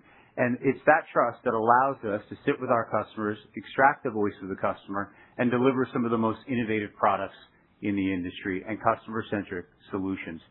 This is what underpins our premium market position. We support this market position through our global manufacturing footprint and by ensuring that we have reliable delivery and a strong customer experience. With these advantages, we're not here talking about new things we need to solve. The challenge today is how do we scale these advantages we already have more consistently across the portfolio. And this lines extremely well with the strengthened framework that Avner mentioned before. So even though we have strong leadership teams, we have differentiated capabilities, and we're in stable markets, we do understand that there are portions of this portfolio that need to improve their performance. And as Avner asked me to support a larger group of these businesses in the last year, I can tell you I have done the work to personally go evaluate these businesses, and I found the differentiated capabilities that we discussed, but I also did find some of those improvement opportunities. And we know if we're going to create shareholder value, those improvements that we make have to be repeatable and they have to be scalable. And so to us, that means they have to be systemic. And that's ultimately why we are focused on taking this diverse portfolio of businesses and turning it into a more high-performing operating model. So now let's get to that operating model and give you some details on what we're talking about. So in simple terms, this is a set of processes and principles that align our teams to work on the highest value opportunities. They ensure disciplined resource allocation and that our commercial teams and engineering teams are focused also on asset utilization. The center of this process starts with our product line management roles. And those roles not only own the product lifecycle, but they also own product line profitability.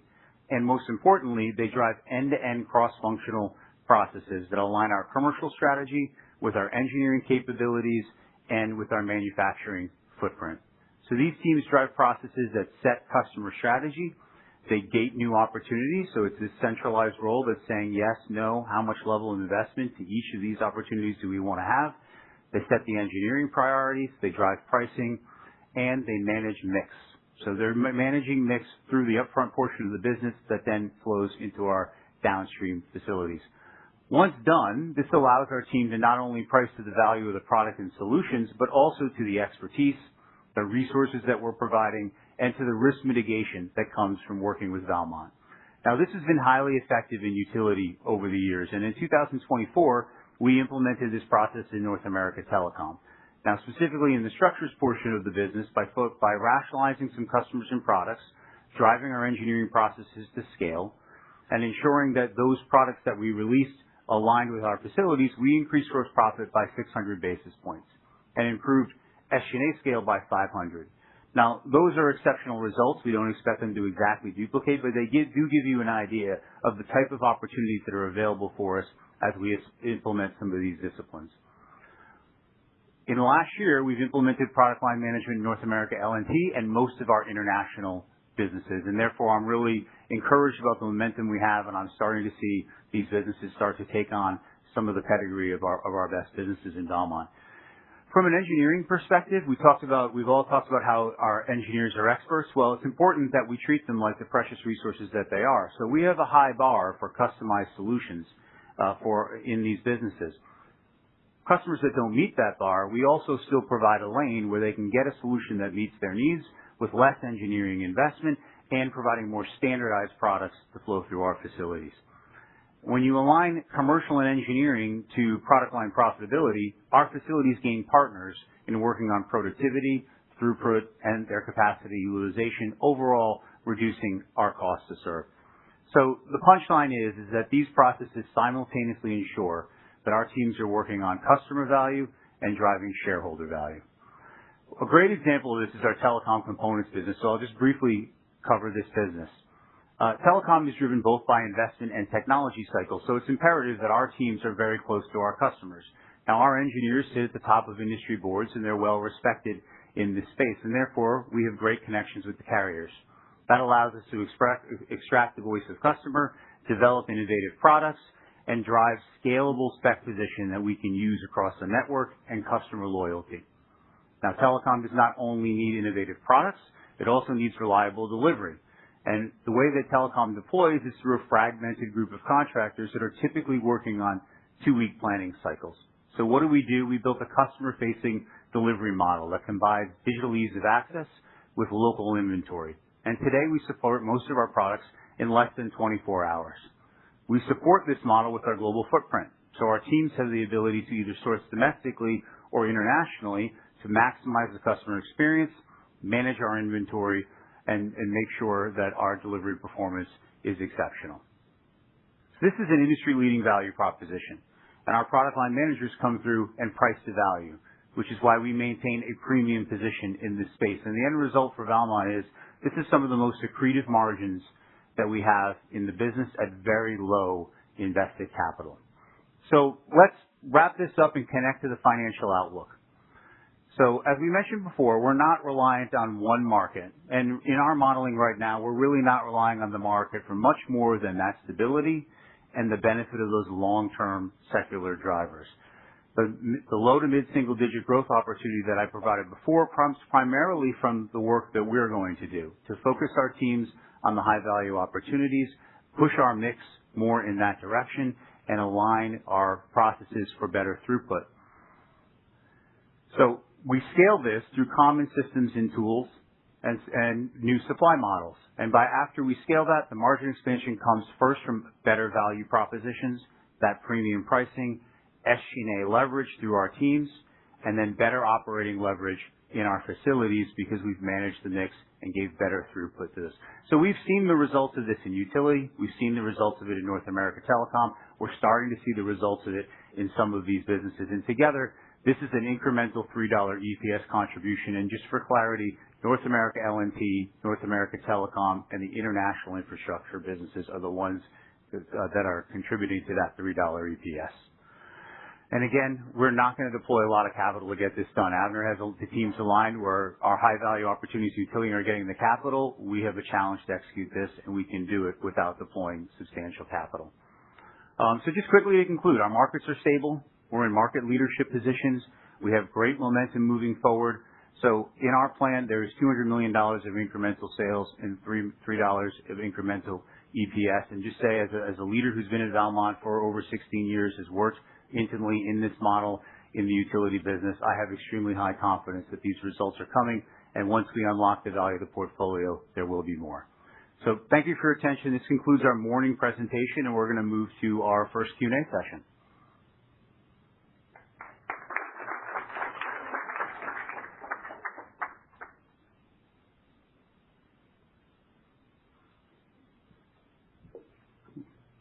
Thank you. Grab our. Okay. I'd like to invite Avner, Chris, and Greg back up on the stage.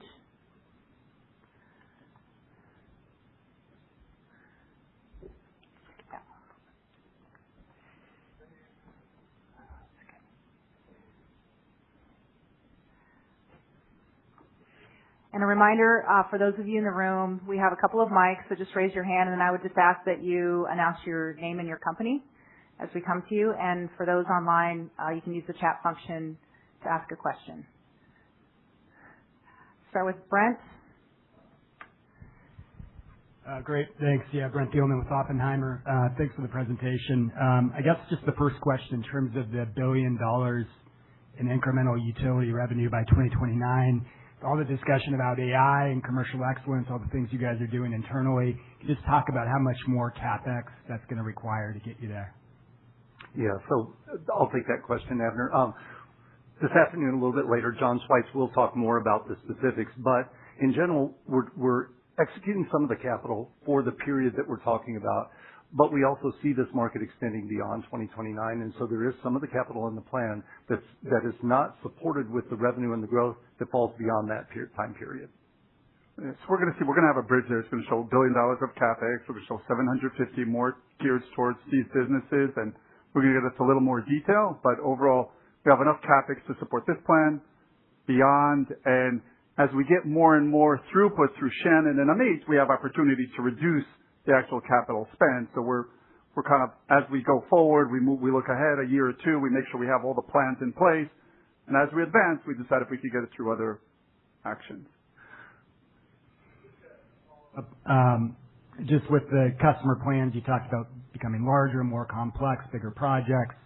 Can we think about the investments you're making? Could that allow you to add new alliance customers to what you already have? Definitely. Yeah, that's the intention.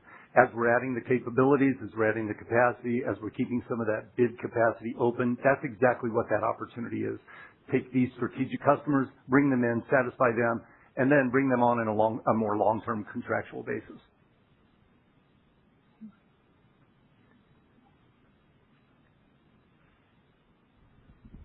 Thank you. Brian Drab at William Blair. Couple questions on the utility business. The $6.7 billion pipeline is enormous. Yeah. But you're already at a really strong run rate in that business. I think it's about, $1.7 billion run rate that you're at now based on the first quarter, if you extrapolate that out to a year. What percentage of your, if you take 6.7 and you divide it over the 5-year period, that's 1.4 billion a year. So like what percentage of your expected utility revenue is in that pipeline? Like what kind of probability do you put on the projects in that pipeline in that 6.7 billion? Yeah. And then kind of where does the rest come from, and what visibility do you have to that? Yeah, great question. So a couple of things. First of all, for that pipeline that's out there, in our business, some of this is near, some of this is further out. So as this goes, 27, 28, 29 and extends, it becomes a little bit more, I wouldn't say volatile. It moves a little bit more. And so we have this pipeline. To our customers, that's their plans. Their plans do change over time. So we tried to take a very conservative approach to that. We know that pipeline is there, but we do know, based upon the $1.4 trillion of capital and the customers' published capital plans, they'll spend the money somewhere. And so we have the confidence on that portion of the business. For the other work that's outside of these alliance customers, it historically represents 30-40% of our volume. We also have confidence in that. Today, where does that come from? What we see through the request for quotation that are coming in is that pipeline is big. It's just not specific to Valmont. So we didn't put that in our numbers, but we do have high confidence. We win a portion of that work. We are the leading shareholder in that work. So we have confidence that some of that work will also come to us. So when we put the two together, we have this visibility based upon history, based upon what we know we've won in the past. We feel good with what we see. And let me just add a little bit more flavor to that. Thanks, Chris. First of all, just to your math question, 6.7 is more than 80% of the sales utility needs to achieve throughout this period, right? So high level of confidence. Chris talked about the bid market, other projects coming online. So very high level of confidence on the overall. And these are specific numbers. We know what our alliance customers are spending capital on. We know the work we win. In some cases, we're sole source. In some cases, we're not. So this is pretty clear. This is strong visibility. Chris says things could move in and out, but we have high confidence in this visibility because we talk to our customers every day and we see where they're spending their money. You said it covers 80% of the 5-year? Yeah. I'm going to have to look at that math again. But my follow-up question was just I want to make sure I'm framing this right in my mind, that if you're at a run rate today of is over 1.6 billion, 1.7 billion in the first quarter, and you're going to grow 13% as a CAGR over 5 years. At the end of that 5-year period, you're going to be doing like 3 billion in revenue in this business. Is that close to 3 billion in utility sales? Is that a little bit less, but on an annualized basis, yeah. But if we add, when we talk about the billion, that's on an annualized basis of $1 billion extra at the end. So fundamentally, if we go from 1.5 billion, we're looking at about 2.5 billion in the 2029. Yeah, and don't look at every quarter specifically, right? We do see that projects move in and out. We had an exceptional Q1 quarter, but it's not linear, and this is based as a bottoms up kind of gets us to that $2.5 billion.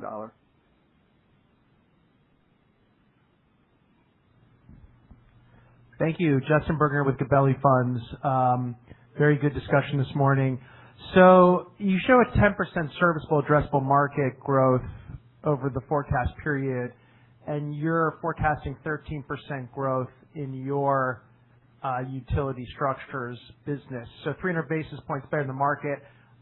Can you maybe decompose that between the benefit from having more transmission in your portfolio than in the serviceable addressable market and sort of outgrowth of the market that you expect? Yeah, great during question, that time frame? Thank you. I'll start with transmission. Transmission, the largest portion of our market. The way we're modeling this is strategy number one, make sure we maintain our leadership position in those core customers. We show that growth in that market at or slightly above market growth. Where we see kind of the incremental growth is coming from our substation market and our distribution market. From a dollar standpoint, transmission is very large, and so I think the dollars that come from the growth are going to come from transmission. For substation and distribution, we're penetrating the wood market, coupled with the substation market is on fire. And so there, we have capacity. Competition doesn't have the capabilities that they have necessarily. So we see taking market share in both of those two locations. Hopefully that answers your question. That's very helpful. Thanks. And I know that your utility forecasts are built off of some third-party estimates for market growth. Coming out of the panel discussion, how much sensitivity is there in those market forecasts to lower population growth? That was mentioned as a constraint, but I mean, it would also be a constraint to some degree on demand. I assume it's not fully baked into some of these third-party market forecasts, but I imagine it's something you guys think about. You're spot on. A couple of things. From a market standpoint, I think Gene said this. The market growth is there, but we factored that back. So we see capital spending down. We've kind of factored in those governors, as I think Gene called it. We tried to factor those into this market outlook so that we're very realistic. We're trying to be, what's real out there. In reality, we don't base necessarily our forecasted projections on the market. We're looking at the market, and we're not saying, well, therefore we're going to grow. We then take a look at specifics. So this kind of falls back in our specific customer feedback, specific capital spend, specific projects that we know. As we take these two things kind of separately, we can triangulate to say, hey, these are coming in, we're, something reasonable. But the growth that we see, regardless of the market, that's the projection of growth that we're seeing, and this is coming directly from our customers or the level of bids in the market and what we know we typically get from that bid market.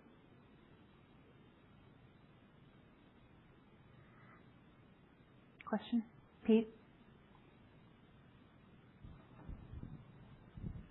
Thank you. Pete Gronda from Penny Capital. Great job this morning. On your projections, obviously you talked a lot about the market and market sizing and so forth, which are great. I'm curious, when you think about the projections, how much you've thought about your position as part of an oligopoly and the pricing power you could potentially have. Did you factor that in at all? Is this more just top-down, or have you factored in sort of more idiosyncratic and sort of the pricing that could come from such demand? Great question. The answer is what we've assumed in this model is not much price.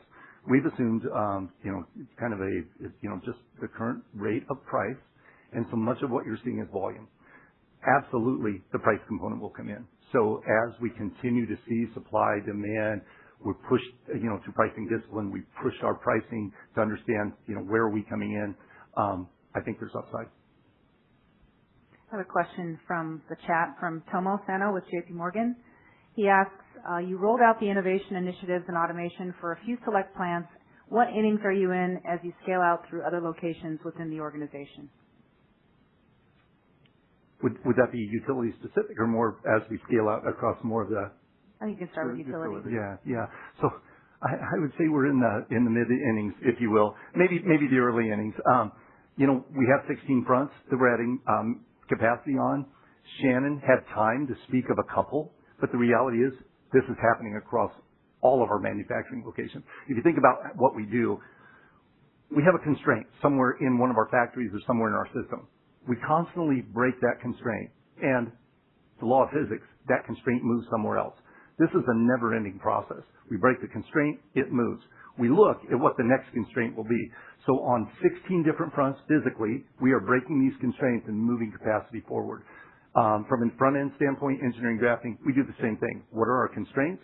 What do we see when we fix this? What do we see coming next? And we're constantly bringing this. So I would say we're in the early innings. I don't know that we'll ever not be in the early innings because it's a never-ending process of just continuous improvement, if you will. Yeah, well, I'll just add a little bit of color to that. Thanks, Chris. First of all, on AI, you heard on me. I mean, definitely that is early innings.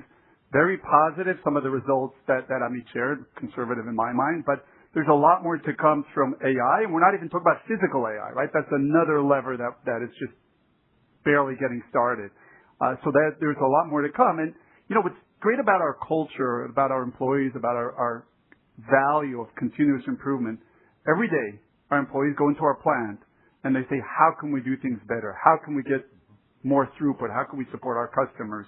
So this is coming from many different directions, and the momentum's just going to keep on building. And that's the power. It's coming from many different directions.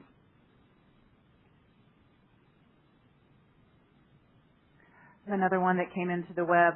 Chris, I'm going to start with you on this one. John Brox with Kansas City Capital. We hear more and more talk about public resistance to data centers, increasing utility bills, and now taxing data centers. Should the political atmosphere change in 2028, are there real risks to the current industry forecast for the utility spending plans? And that might be one that you want Gene to weigh in a little bit on as well. Yeah. Gene, do you want to take this one to start, and then I can, follow up? Hack. You got it? Oh, sorry. Yep, I'm on.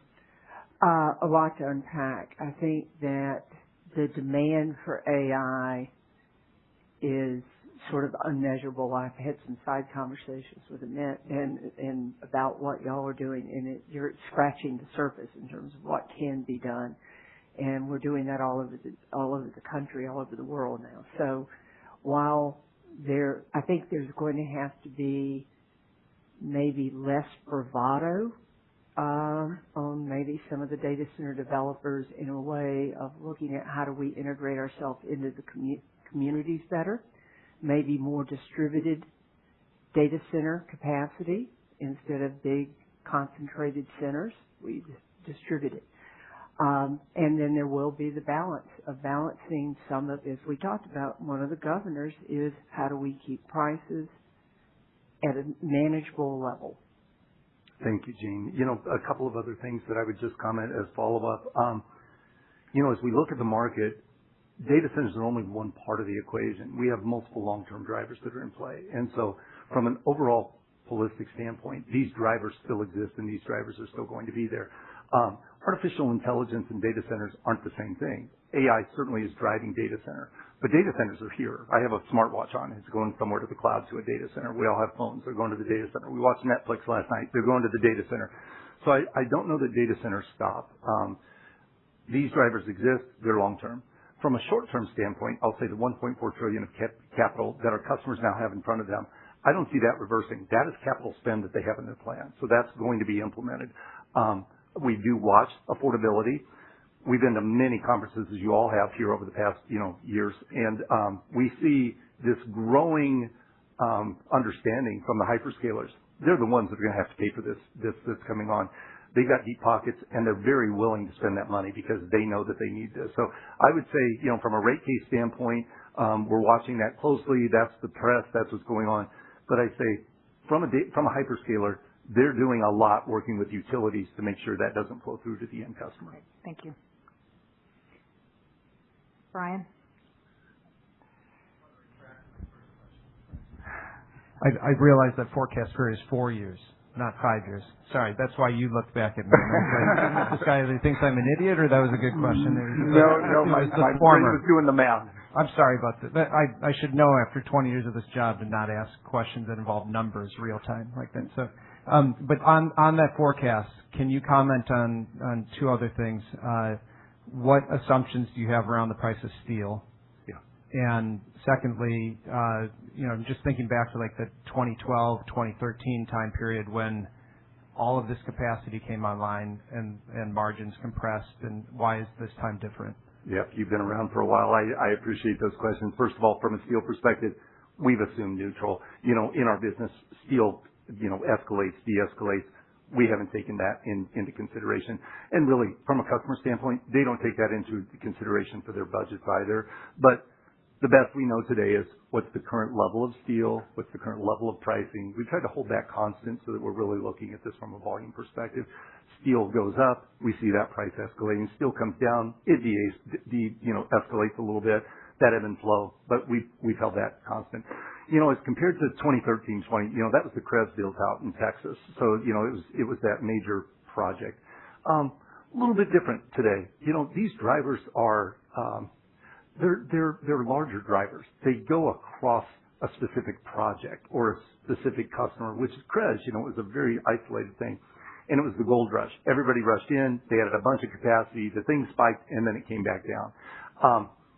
This isn't the same thing because these really are durable. They are extending. This isn't going to be a 1 or a 2 year build out. This is going to extend, as Gene and Joe talked about, there's no way, in my opinion, all of this 65,000 miles of grid plus the hundreds of thousands that need to be upgraded is going to happen in the next 3 years.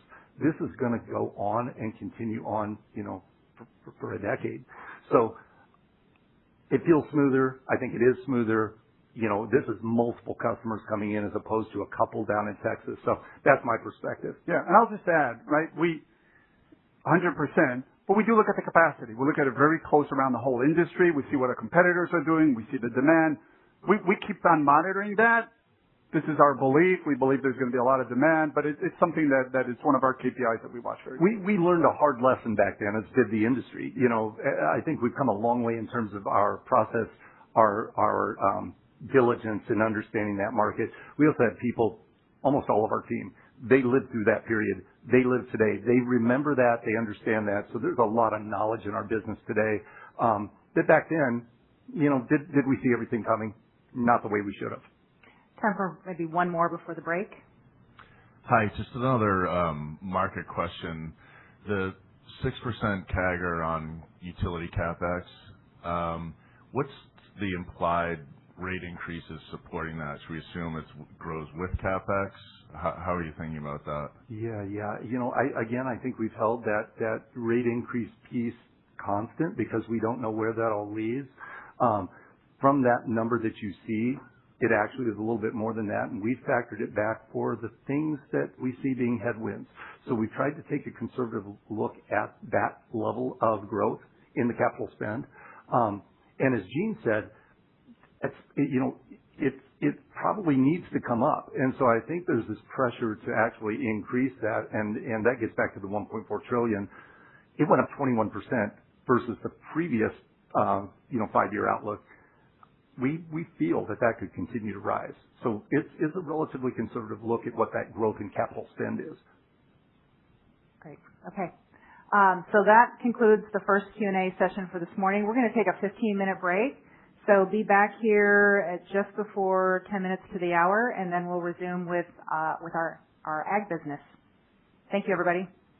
So at this time, I would like to welcome to the stage Daryl Matthews. Daryl leads our global ag business. Good morning, everybody.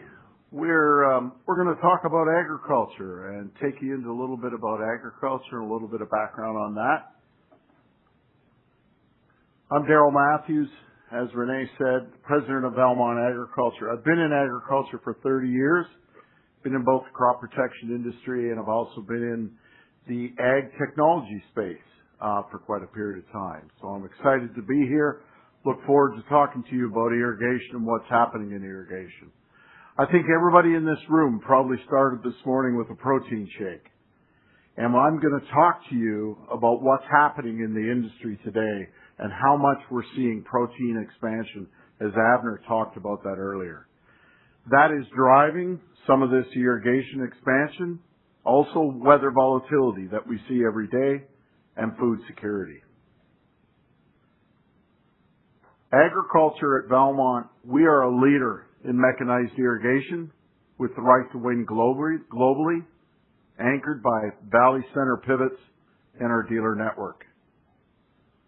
We've got a clear alignment with Valmont's path to 35. We've got durable end markets focused in food, water, and productivity. And then I'm going to talk to you about technology and aftermarket. It's our key strategy for our margin expansion. We're positioned in essential growing markets. The international markets provide growth opportunity, but we're being selective to ensure quality over quantity. Ag's installed base creates a long-term reoccurring revenue base and an opportunity for margin expansion, which is unique to agriculture, this reoccurring revenue opportunity that we do have through our technology and our parts.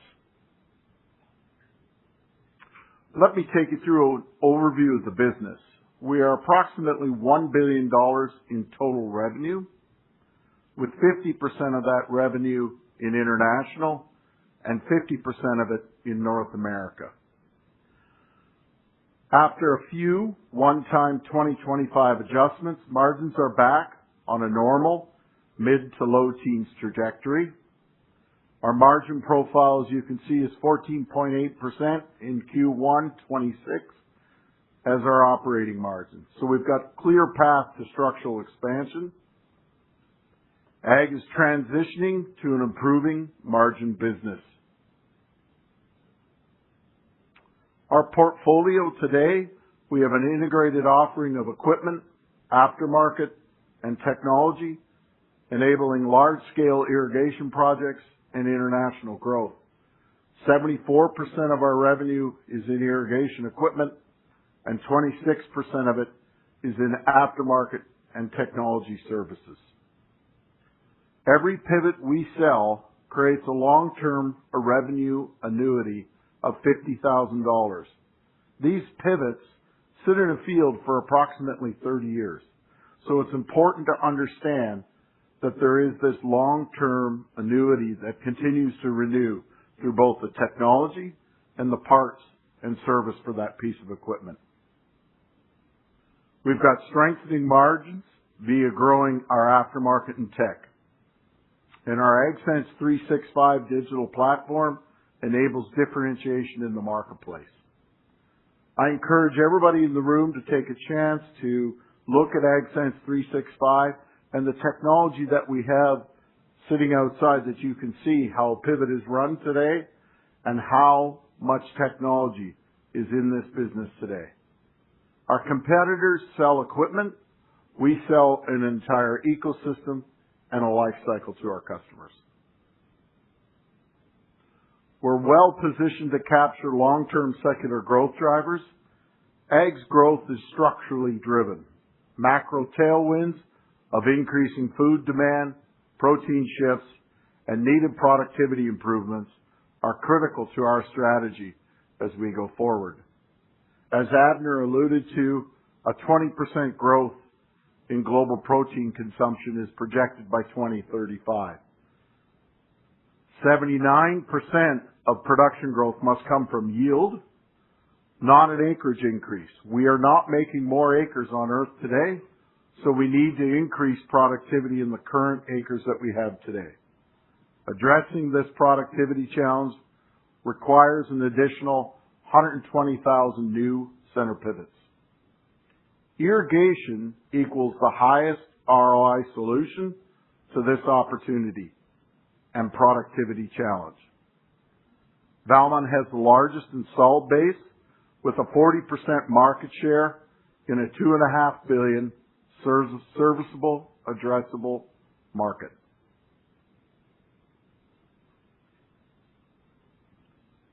Pivot irrigation is also scalable, and it's a very high efficiency solution.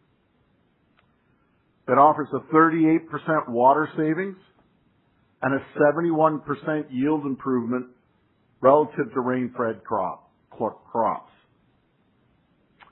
That drives a less than a 3-year payback period when you purchase a pivot. Our market leadership lets us know our customers better and serve the most profitable farm operations. Valmont Ag sells productivity and ROI to our customers.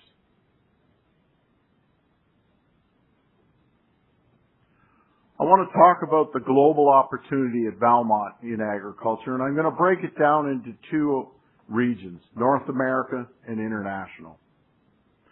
We are currently below our 60-year average unit sales and at a historic floor of center pivot demand, which has been met 5 times in the past 35 years. We've been in agriculture for a very, very long time. We understand the agriculture market. This is something that we all need to recognize as Valmont. In North America, our sales over the last 35 years have shifted from 13% being replacement pivots to over 50%. This drives a more consistent, predictable revenue stream. Farm consolidation in North America is driving double-digit growth in our strategic large acreage accounts. Large farms have a 3.5% to a 9% higher operating profit and continue to expand. Large operations invest in regular equipment purchases, making again, as we transition to this replacement and to large accounts, this revenue opportunity more consistent. Internationally, the market fundamentals remain supportive of long-term growth. In Brazil, despite short-term headwinds, irrigation investment will continue as it ensures multiple crops and provides superior ROI relative to anywhere else in the world. 2026 represents the bottom of the cycle from our internal estimates and the 60 years that we've been in this business.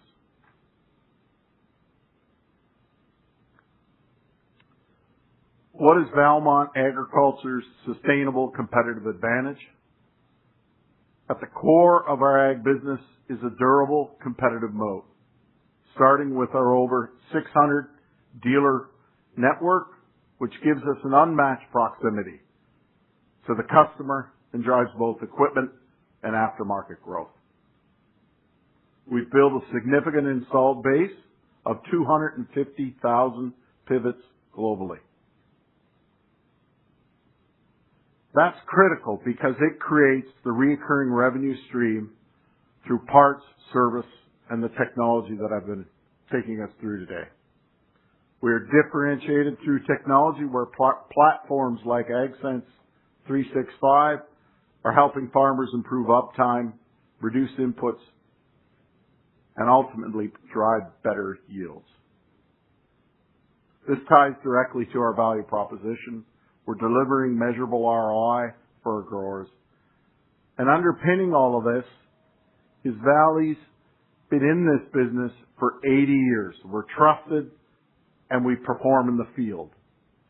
Growers look at a Valley pivot much like the equipment they drive today. They're very proud to tell somebody that they own a Valley pivot. We are trusted and we perform in the field.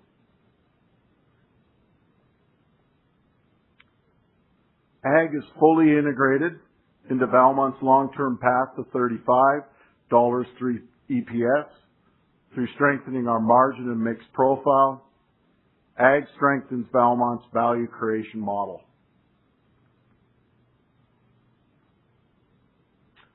Our installed base of 250,000 pivots globally drives aftermarket and technology growth. Aftermarket and technology is our primary driver of our margin expansion and recurring revenue growth.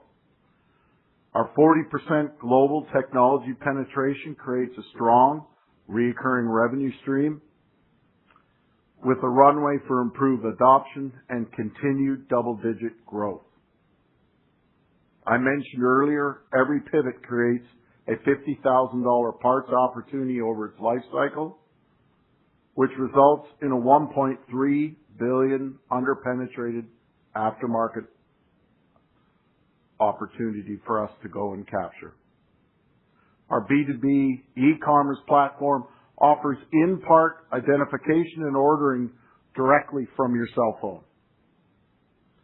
Our installed base creates a predictable aftermarket demand, and this is a key contributor to our margin expansion and EPS growth.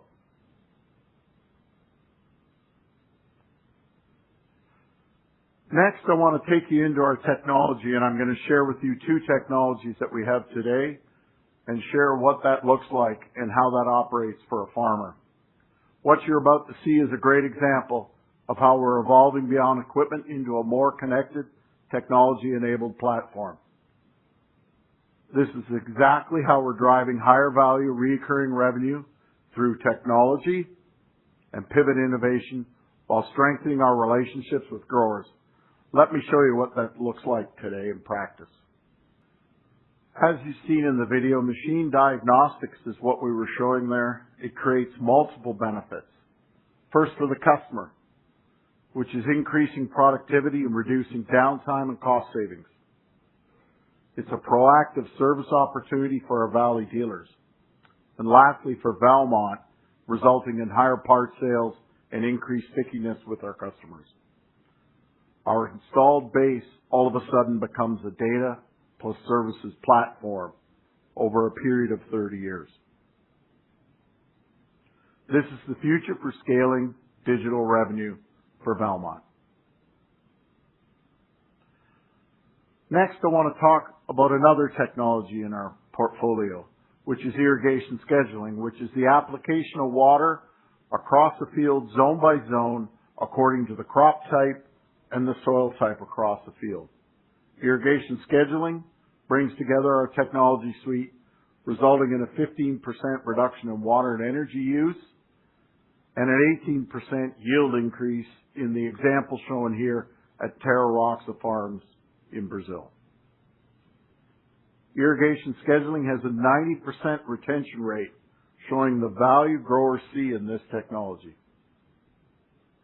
I've shared with you two technologies and how much it drives for a farmer.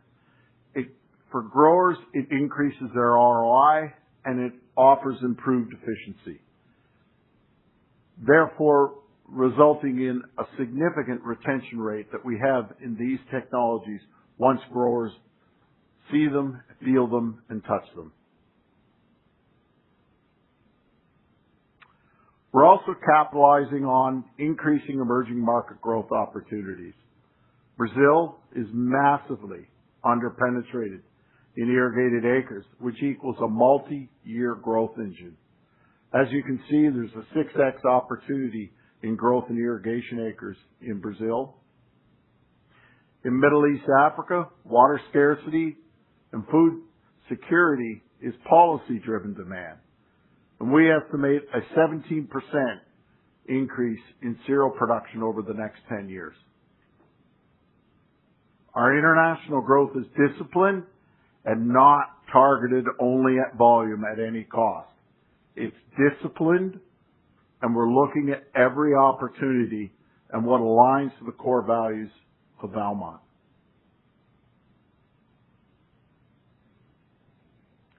Ag delivers a clear, credible contribution to Valmont's $35 EPS. Margin expansion that I discussed is driven by our large installed base in the replacement cycle, our aftermarket growth and technology penetration, and operational improvements. Ag is margin accretive, cash generative, and an incremental EPS contributor at the baseline scenario. This assumes no market growth in ag, and we achieve $2 EPS over the period.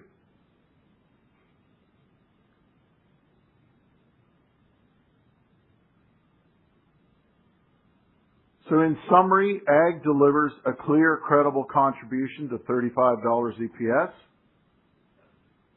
We are a market leader in pivot irrigation, margin accretive through our aftermarket and technology double-digit growth. Ag contributes mid-teens operating margin at our baseline scenario and approximately $2 of incremental EPS.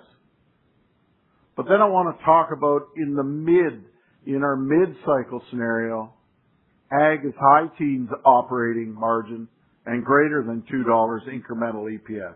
We believe during the planning period, something will happen and agriculture will begin to pick up, and that's when we see this opportunity of high teens operating margin when we see an adjustment in the market in agriculture. Ag enhances the durability, quality, and upside of the Valmont model.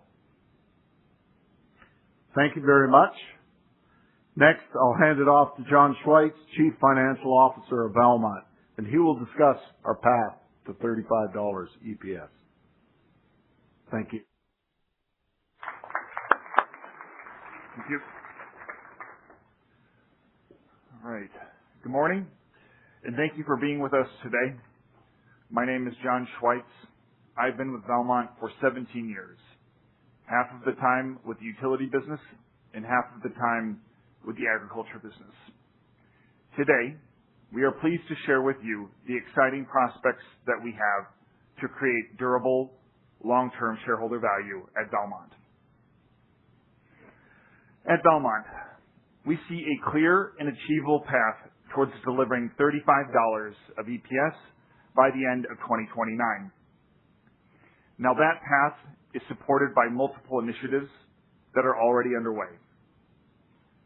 First, we are building on a strong operational foundation. This is through actions that we've taken over the last several years to optimize the portfolio, streamline operations, and improve execution throughout the business.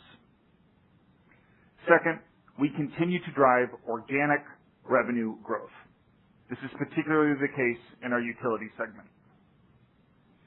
Third, we continue to see opportunities for structural margin expansion. This is through commercial initiatives, operational excellence, and scale leverage. We expect margins to continue improving over time. And finally, we are highly focused on cash generation and disciplined capital allocation. We are deploying capital to the areas of highest return for long-term value creation while maintaining a strong balance sheet and investment-grade discipline. Taken together, these elements create a framework for sustainable EPS growth and long-term shareholder value creation. As Avner highlighted, this growth outlook is based on execution against clear and achievable value drivers and does not depend on any aggressive assumptions. That point is important because integrity is a core value at Valmont, and it is central to how we think about value creation. We have already made strong progress in improving the quality and earnings power of the business. While revenue has remained relatively stable over the past several years, we've seen significant improvement in profitability and earnings generation. Portfolio realignment efforts, commercial actions, operational initiatives, and disciplined capital allocation have all contributed to meaningful earnings expansion. We have also been intentional about focusing on the areas of high return probability and strategically exiting low return areas where appropriate. The impact of our actions is reflected in our results.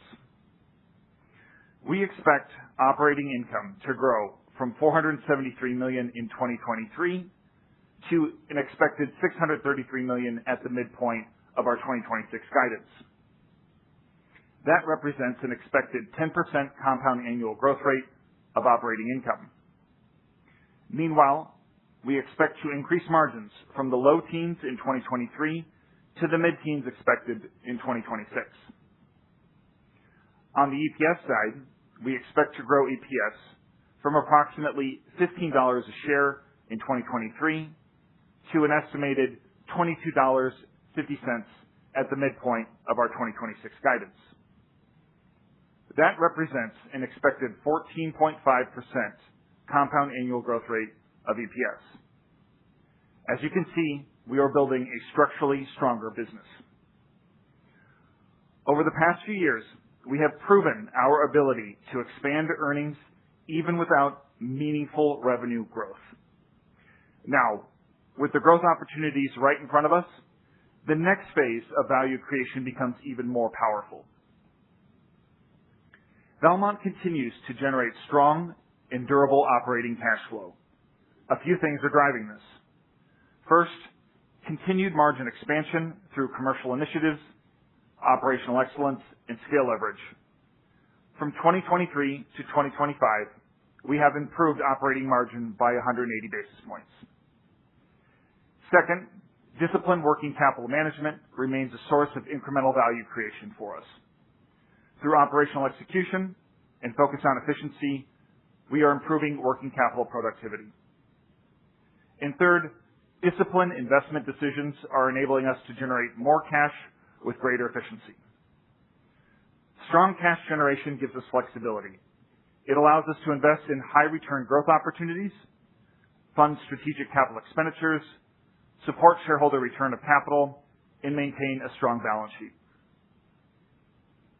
Speaking of balance sheet, we consider our balance sheet at Valmont to be a competitive advantage, and we currently operate with net leverage of approximately 1.1 times EBITDA. This provides substantial flexibility while still allowing us to maintain a conservative fiscal posture, Our fixed-term debt schedule is very advantageous, with our next maturity not until 2044.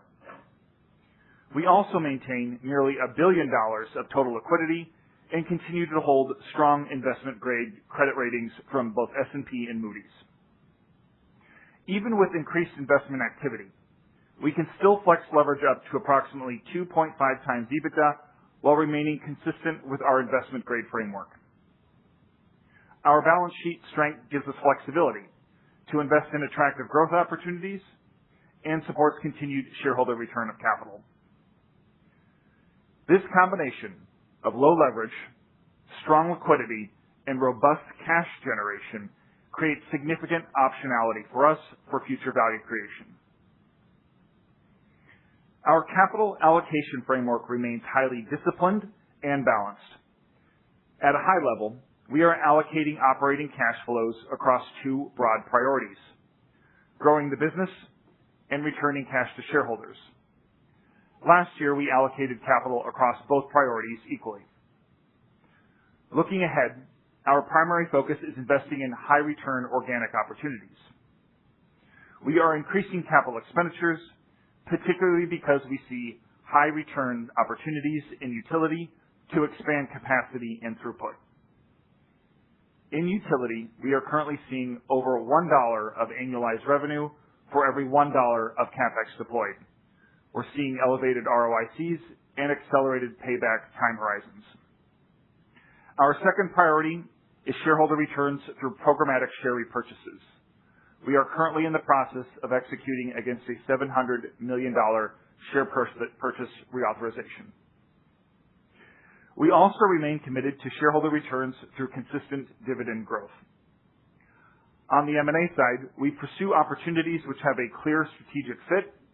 These are targets within our core businesses or in close adjacencies where we have a clear and established right to win. All targets must meet strict financial criteria, including EPS accretion and ROIC thresholds. As you can see, capital allocation at Valmont is highly intentional. Now, as ever highlighted earlier this morning, our path to $35 of EPS is supported by clear, achievable value drivers. And this outlook is based only on organic initiatives that are already underway. The underlying drivers in our businesses are very durable. And although this projection goes through 2029, the opportunity horizon stretches well into the next decade.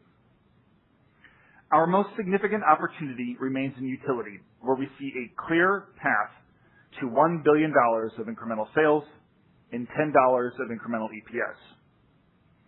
Our second driver, strengthen to unlock efficiency and performance.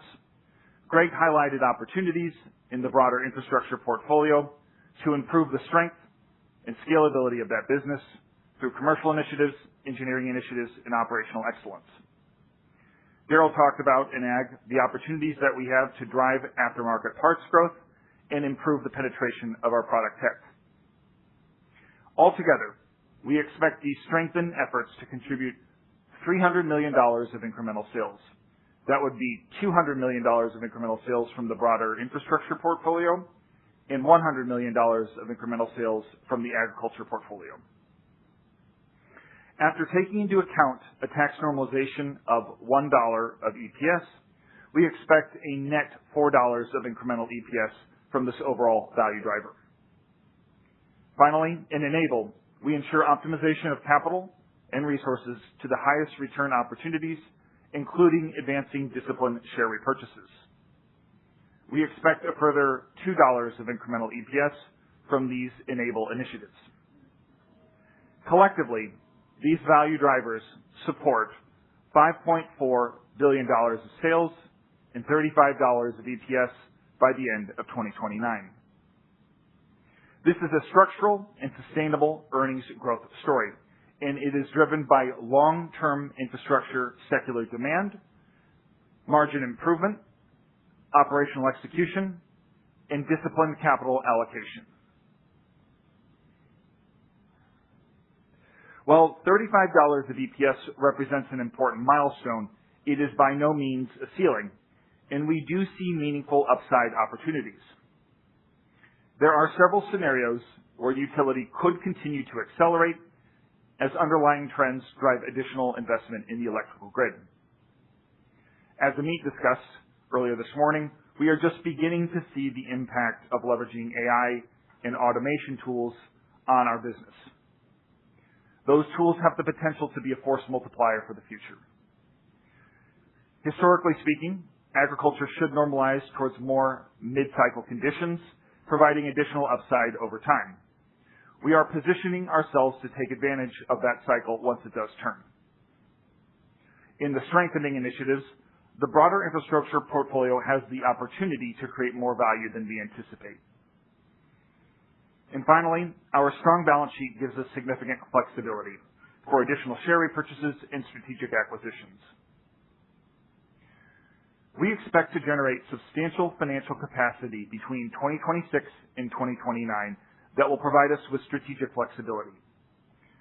We project approximately $2.5 billion of operating cash flow to be generated between 2026 and 2029.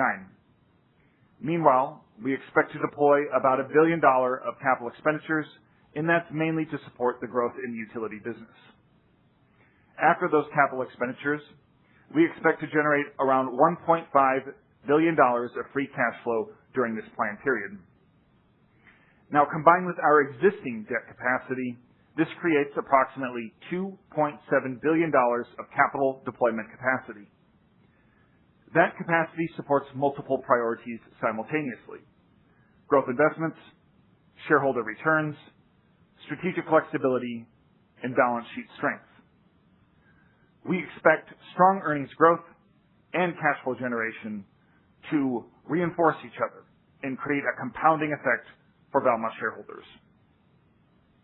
To summarize, we believe Valmont is exceptionally well positioned for long-term value creation. By the end of 2029, we expect $5.4 billion in sales, 17% operating margin, $35 of EPS, and 21% ROIC. Those targets reflect both strong confidence in underlying market opportunities and in our ability to execute operationally. What gives us conviction is a combination of strong utility market fundamentals, an optimized business platform, strong cash generation, and a strong balance sheet. For we know that Valmont is a business that is capable of generating consistent, high-quality compounding growth over time. And that remains our primary objective: creating durable, long-term shareholder value. Thank you for your time and for your interest in Valmont. And now I'll turn it over to Avner to conclude.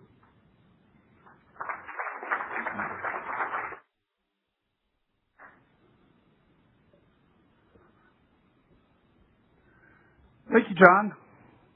So just a few words. Let me close where I started. What you heard today, or I hope you heard today, is the opportunity is meaningful. But more important than the opportunity is how at Valmont we convert it into value.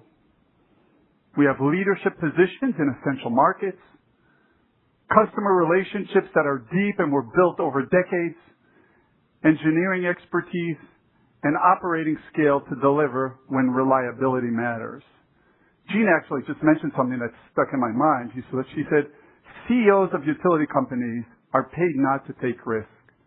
They need reliability. They need execution certainty. And that's what we deliver at Valmont. And then we have our strategy around capture, strengthen, and enable.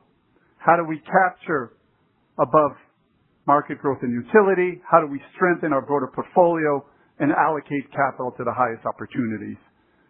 That's the system that drives EPS of $35 and our ability to compound beyond that. So just before I turn it over to Q&A, I want to make one more point. We started the day with a video that shares how quietly behind the scenes Valmont has an impact on the world. We help move power, we strengthen infrastructure, we support connectivity, and we support farmers' productivity. And this only happens because of our people. You know, passion is one of our core values. And I see that in our employees every single day, how they support our customers, how they solve for complex situations, and the pride they bring to their work every single day. And I'm proud to have the opportunity to lead Valmont in this important time in our very rich history. I want to use this opportunity to thank our 11,000 employees for what they do every day, the passion that they bring to make this world a better place. So just to sum up the morning, the opportunity is meaningful. We have a clear strategy, and the team is ready to execute. With that, I want to thank you for spending the day with us, and we will now turn it over to Renee for Q&A. Thank you.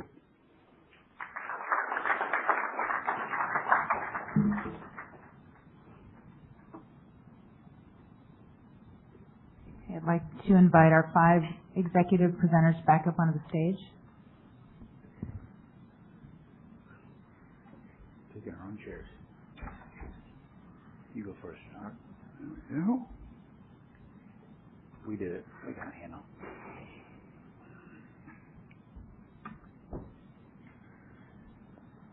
Okay. Once again, a reminder, we've got a couple of mics in the room and chat function on the webcast. Hi, Justin Ages, CJS Securities. Thanks for the presentation today. On the agricultural business, what has been some of the headwinds to getting the technology out in the field, and does that differ between the North American market and the Brazilian market? Sure. There is a difference between North America and the international market, in particular Brazil. Some of the headwinds that we see in the international market is connectivity. Now that's rapidly changing as we see some of the opportunities with satellite connectivity, but certainly that is starting to become less of a concern.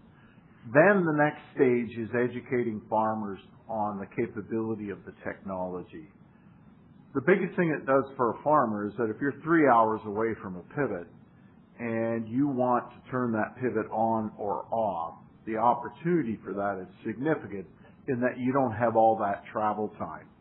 And you can monitor the pivot to understand what it's doing during that period. And it's educating them on those things. And so our penetration rate in Brazil is lower than it is in North America. We're significantly higher in North America.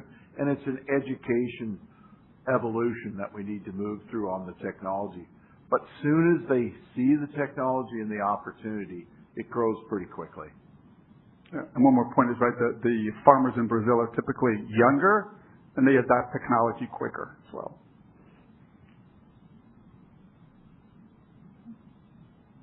Brent? Great, thanks. Brent Thielman at Oppenheimer again. A lot of detail on the organic growth drivers. I guess I just opened up as an opportunity to talk about what M&A might look like for you over the next 4 years within the plan. Yeah, I'll start up, John, and feel free to add. We have an active pipeline. We keep on looking at those opportunities that could really help our strategy, right? We're going to look at ones that are, as John mentioned, very close to our core, adjacent to our core. How could we add additional value to our customers? What capabilities can we add? It's either in a product, it could be with a customer, a region.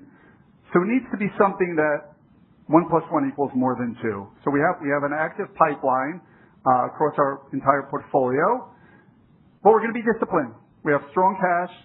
Right now, the biggest opportunities for us are to invest in our business, returning capital to our shareholders, and we look at those acquisitions strategically. So, like I said, it's all organic because we didn't want to put any acquisitions that you don't exactly know the timing or the scale and the size, but it is part of our capital allocation framework, and we'll continue to evaluate them. And as we find the right ones that need to hit our strategic criteria that I mentioned, our financial criteria, they need to be meaningful as well, unless they're adding a specific niche for technology or some other offering. But they need to hit our criteria, and then we'll keep finding the opportunities.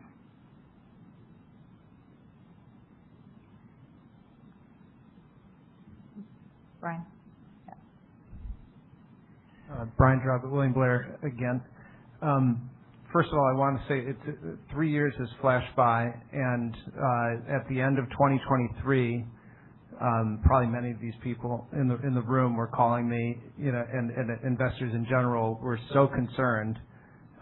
We were doing like $3 in EPS in the fourth quarter of 23, $12 run rate. Now you're forecasting 35 plus. So congratulations to the whole team. It's kind of an amazing turnaround, and the people that left the stock at that point probably regret it a lot. On the irrigation business, maybe this is for Darrell. I thought it was interesting, the outlook. There wasn't a lot of focus on the. You mentioned the international opportunities, but these huge projects in Egypt. I picked up, I think, on your comments that we want to be really disciplined, and I think some of these international projects, the margins have become more challenging. So I was wondering if you could just elaborate on, what the opportunity is within this, for example, like the Future of Egypt project and some of these big drivers that we've had over the last 5 years going forward, and then also Brazil in general. Sure. So I'll talk about Egypt first. Future of Egypt is a large project, certainly, and it continues to go on in Egypt, of them wanting to drive food security and development and growth of food within the country. Those projects are challenging in the aspect of understanding what your true cost is and how long it takes to deliver. Often those projects are 2-year delivery timelines, so you need to be very, very disciplined in when you're quoting and doing those projects to ensure that you are making good money and good return on your assets over that period of time. And so we're being very, very disciplined in that. The other part that overlays that is you get some challenges in adjustments in steel, or you get challenges in adjustments in freight. And so you need to be very disciplined when you're choosing these projects. There are other projects that are also not as large, but offer a lot more opportunities to provide a lot more extra services in pumps, in building out the network and everything else of getting the water to the pivot. And those projects offer a lot more opportunity in profit and opportunity in bringing more scale to the project. And so we're looking at all of them and making sure that we're being very disciplined in both of those in Egypt. Second part of your question was Brazil. Brazil today, the big thing to watch in Brazil today is access to credit and where the interest rates are moving to. Today the interest rate is about 12.5%. That's higher than typically what a farmer expects.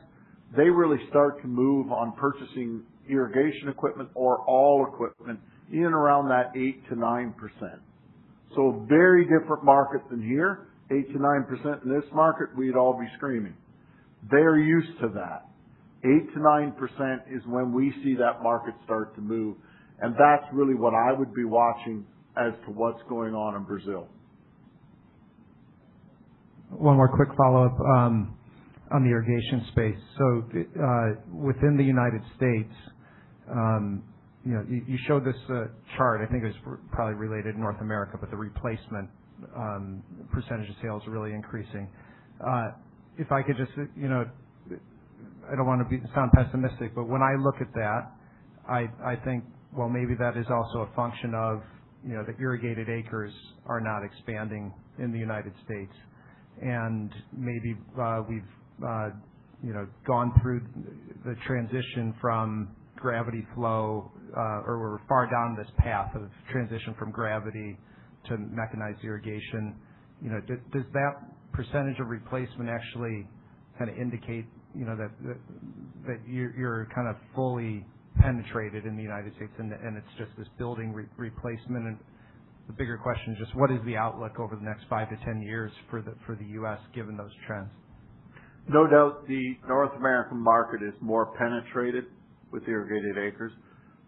There is still flood irrigation in North America that is converting to center pivot irrigation because of the efficiency opportunity with center pivot. We do see that, but certainly it is slower. Majority of the growth in center pivot growth is going to come out of international and a higher penetration in that market. North America is slowing. That's why you're seeing the 13% to 50% replacement. But it is definitely slowing in a slower part of the global market as far as irrigated acres. I'll just finish up the point. Thank you. I'll just finish up with a point back to the projects in Middle East. I do want to use the opportunity. I just want to compliment Darrell and actually John in his prior role as managing international irrigation.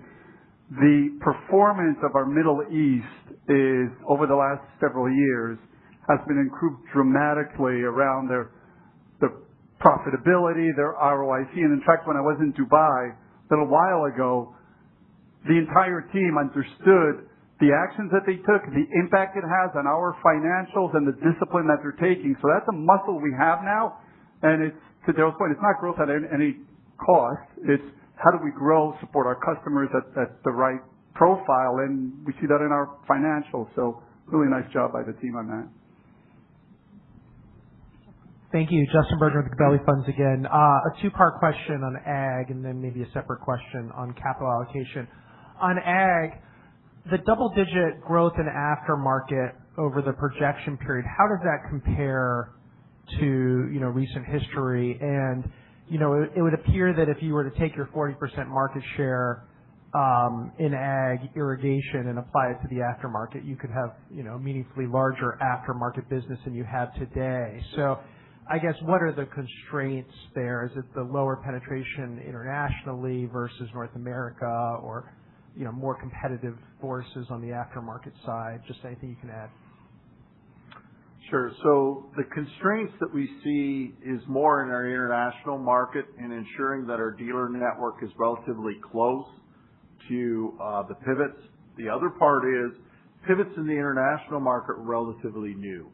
And when we really see parts and service demand start to come up is after about that 10 to 15 year period is when it requires more parts, right?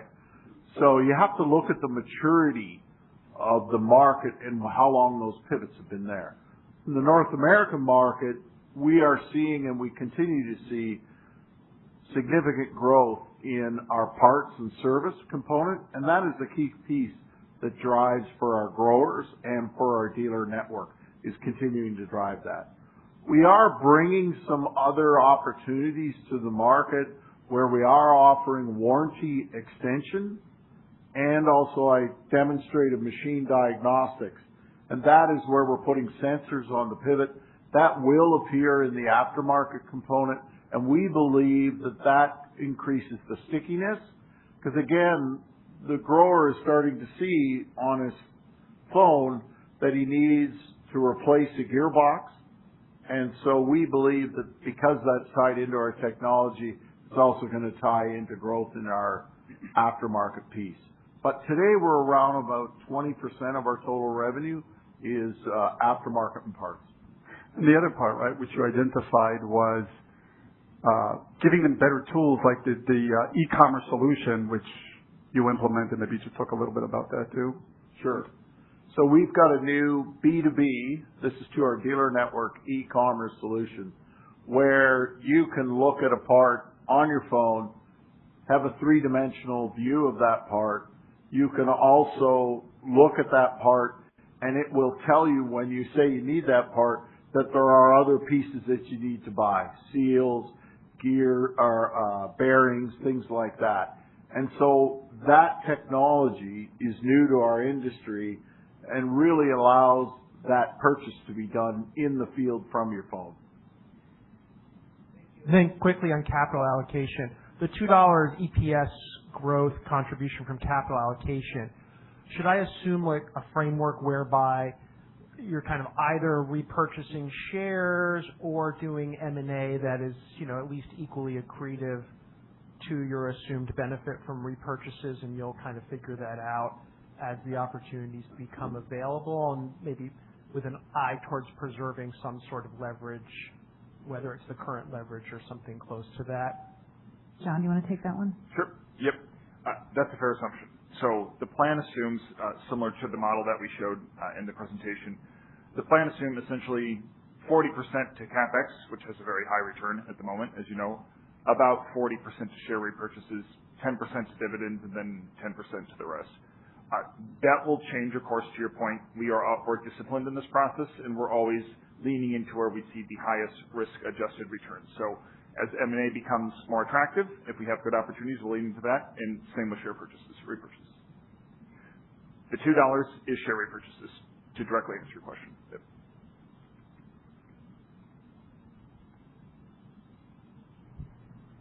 Thanks very much. Dan Moore, CJS Securities. Appreciate all the color this morning. That's been really, really insightful and very helpful.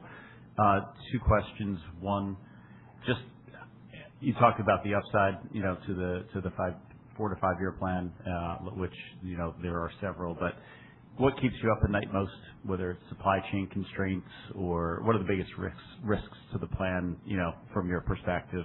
And then second, any color on the cadence, both in terms of revenue growth, the trajectory of revenue growth and/or margin expansion over the planning period? Thank you again. I want to start, John, then I'll chip it too. Sure. I'm going to answer your second question, and I'll give it to Avner to answer the first one. So if you think about the EPS growth and the margin expansion, I think we'll see a relatively stable and gradual sort of uplift over the plan period. A little sharper this year, I'd say, but overall, there's no step function necessarily in that. So I'll answer your first question, and I'll turn it to Avner. For me, it's sort of we have very, very strong markets. I don't worry about that. We have a proven ability to execute. I don't really worry so much about that. It's the unknown unknowns for me, of course. Being in my position, it's sort of it's a very dynamic operating environment. It is for everybody, and I'd say the unknown unknowns is what keeps me up at night. Well, my answer, but yeah, that's pretty much it. We're, as you could hear from the team, right? We're very confident in our plan, but we got to execute. We have the right tools, we got the right people, we got the right strategy, so we're confident. But it's a big uplift for us, and keeps us up at night is like, what else should we do? How else could we advance? So there's hitting these numbers, and then there's beyond. So how do we focus beyond the plan? If you ask me what I'm focused today, the team is gonna execute on the plan, and we're gonna hit the numbers. I want to be here in 3 years in our next Investor Day and want to make the day as exciting as today. So that's what I'm focused on, is like, how do we continue this momentum beyond this plan horizon? I'm going to take one from the web from Tomo Sano with JP Morgan, and Avner, I'll direct this one to you. Regarding disciplined capital allocation, you've been demonstrating strong returns and divestment over the past couple of years. What has been the cultural transformation for Valmont to achieve their 2029 targets? Specifically, how would you describe Valmont's team and culture to basically ensure that we're not, overextending or being a little bit too assertive? Yeah. So we spoke a little bit about the core values. So I'm going to mention a few of them. First of all, the mindset of continuous improvement of every single employee, which is one of our values. How do we come in every day, and how do we make this company better? Now, we need to help our employees, and that's where the resource allocation is critical. We can't do everything for everyone. And that's where we have to be disciplined about the markets that we're participating, the customer that we're supporting. Every single day we need to decide, do we want to support this customer? Do we want to sell this product? And that is something critical for us to make sure our employees can be focused, giving them the tools through what Amit and Shannon are doing, helping them on the commercial front to understand the markets.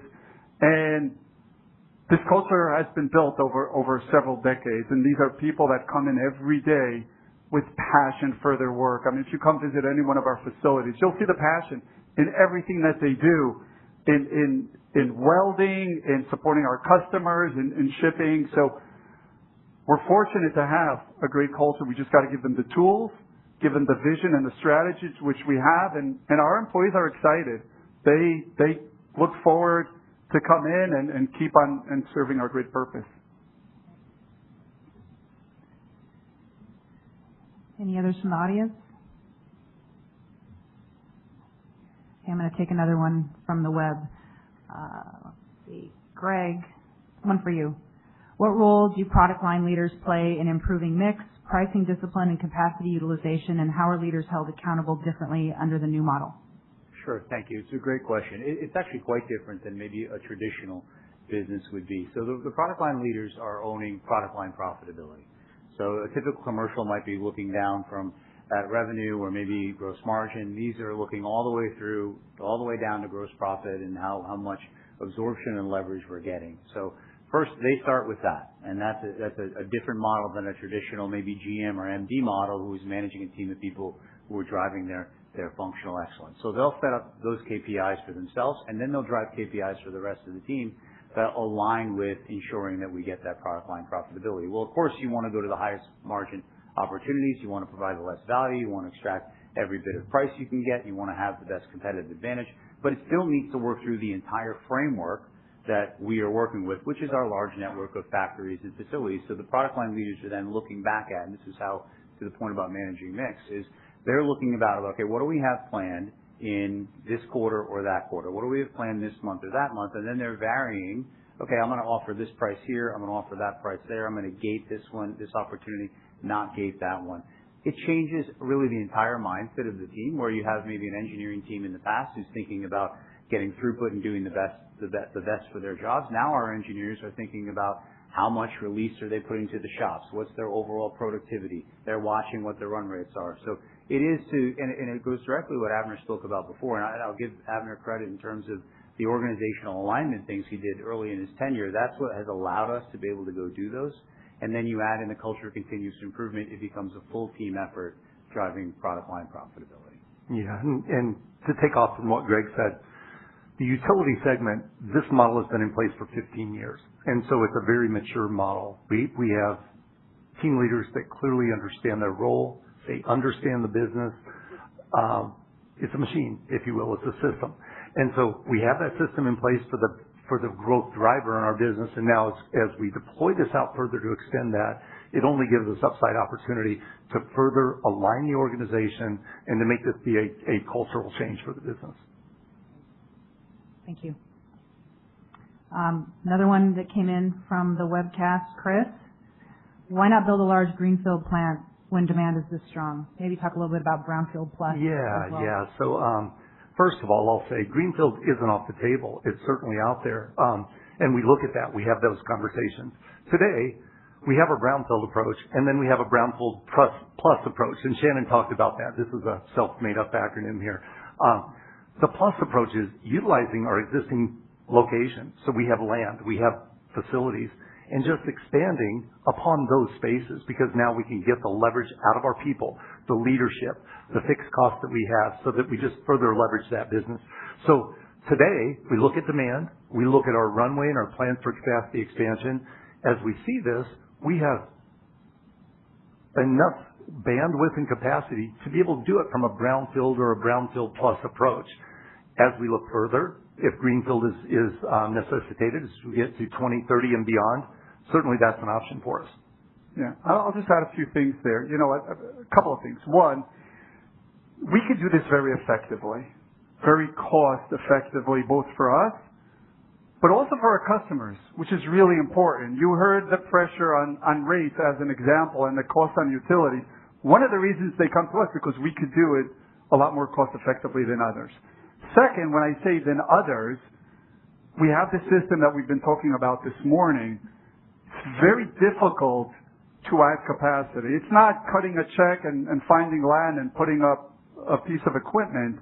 It's all the things that we've been talking about, having those commercial relationships, having the engineering expertise over decades, the operational flexibility, the redundancy. Think about that. You come to us, there's storms every day. And if a competitor has a storm that ends up impacting the plant, it might be done. Not for us. We have that flexibility. So not only is the cost advantage, but it's just the ability to add capacity is what differentiates us from the others. Yeah. One more thing. As Avner was talking, it made me think, in addition to all of this, speed is a critical competitive advantage for us, especially today with data centers.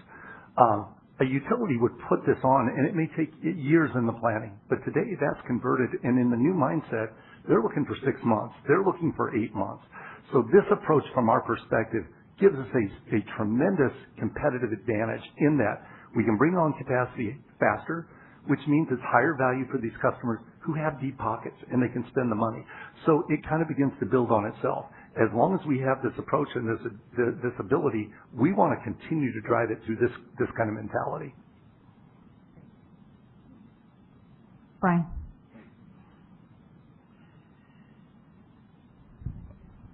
I'm really afraid to ask a question here because I'm going to ask something that maybe you already talked about, but I don't remember you talking a lot about what the incremental margins are in the utility revenue coming online.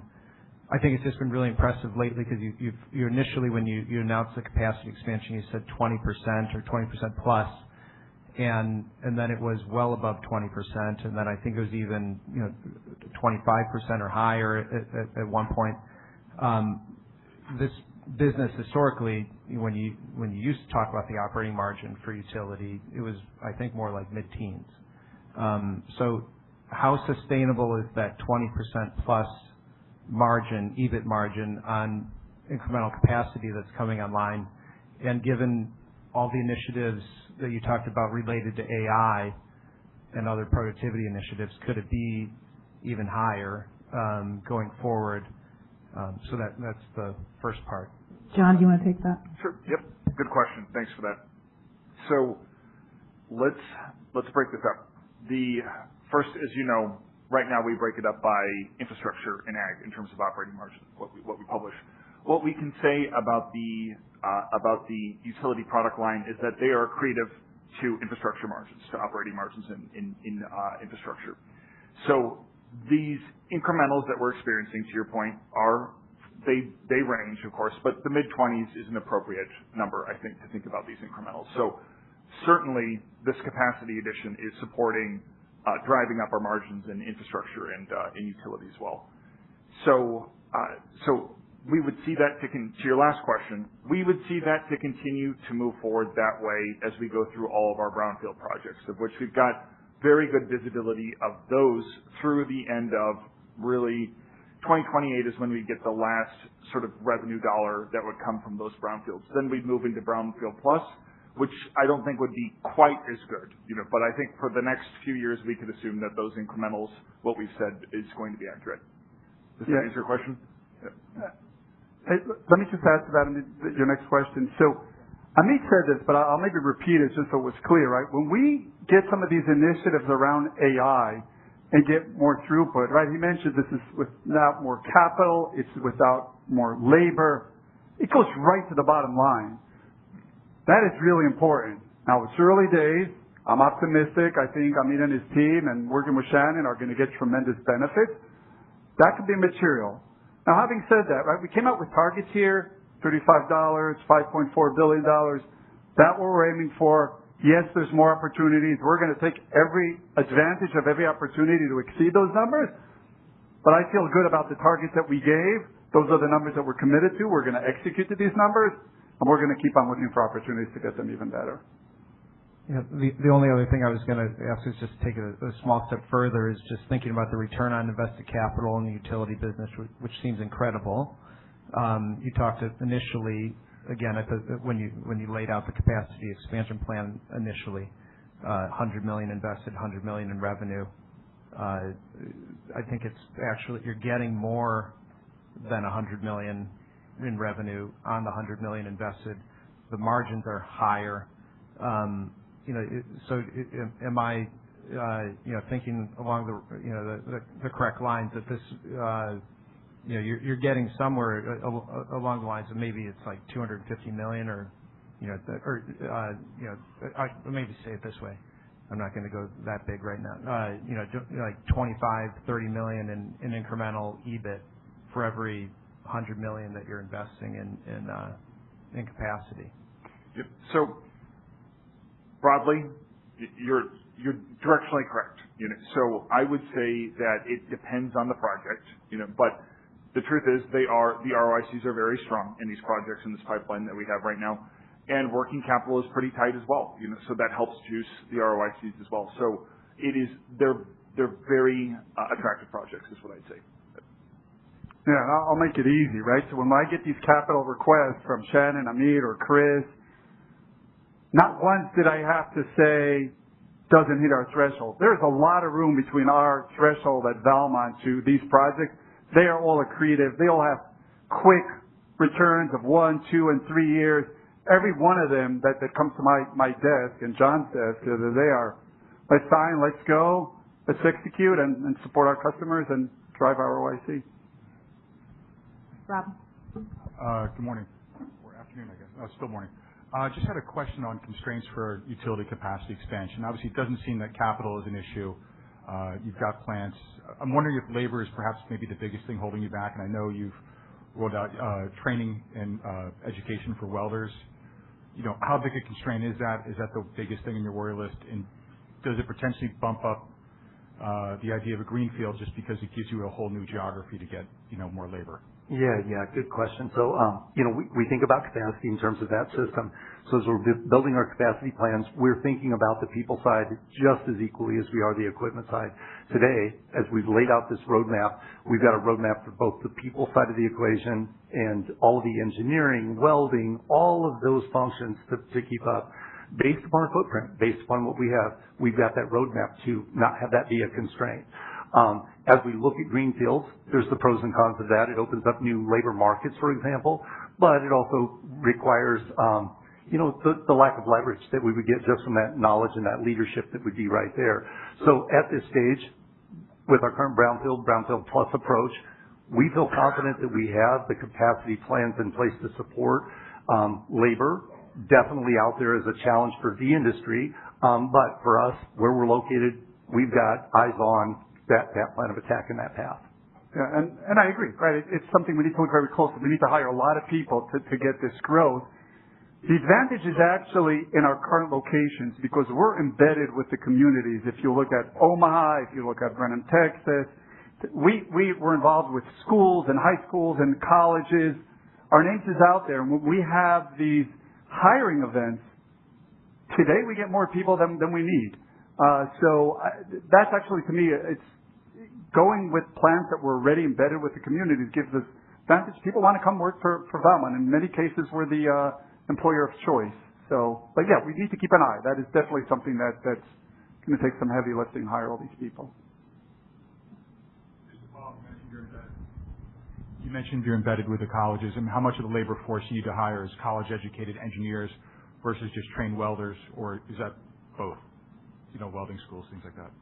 I think both. Today, what we're mostly hiring, just scale-wise, it's a lot more welders. We have, last I checked, 2,110 welders in our portfolio. So it's a lot more welders than engineers, but of course the engineers have different scale. So we're going at both areas, and I think we've been very successful just this month at adding a lot of engineers. And of note, the engineering doesn't have to be embedded with the manufacturing locations. So there, we have a much broader geography. We're able to put engineers in different locations. We have offices all over around the country, not necessarily tied to the location of the manufacturing. So that does give us then that geographic expansion opportunity for the engineering side of the business. Okay, we have time for maybe one more. Anybody in the room? Okay, I've got one on the web done. Daryl, this one's for you. It's great to see ag margins back in the mid-teens level in 2026. Do you believe that you have now fully addressed some of the customer dealer issues that contributed to some of the challenged performance in Brazil over the last couple of years? And is there anything else remaining in order to grow market share and achieve your longer-term projections? Is that specific to Brazil? Brazil. Mm-hmm. Specific to Brazil. Brazil's biggest challenge that we currently have today is access to credit. We set up a significant opportunity. We've got 23 different options for a grower to walk in the door and say, what are the things that I can do if I want to buy a pivot? And most of that is third-party financing, but we're bringing that in the way that they want to do that. Famous system in Brazil is barter and things like that, that growers like to do. And they've got lots of choice on how they can do that. But that's probably the biggest challenge today in Brazil is access to credit. And they will start to move, I mentioned this earlier, in around that 8 to 9% opportunity.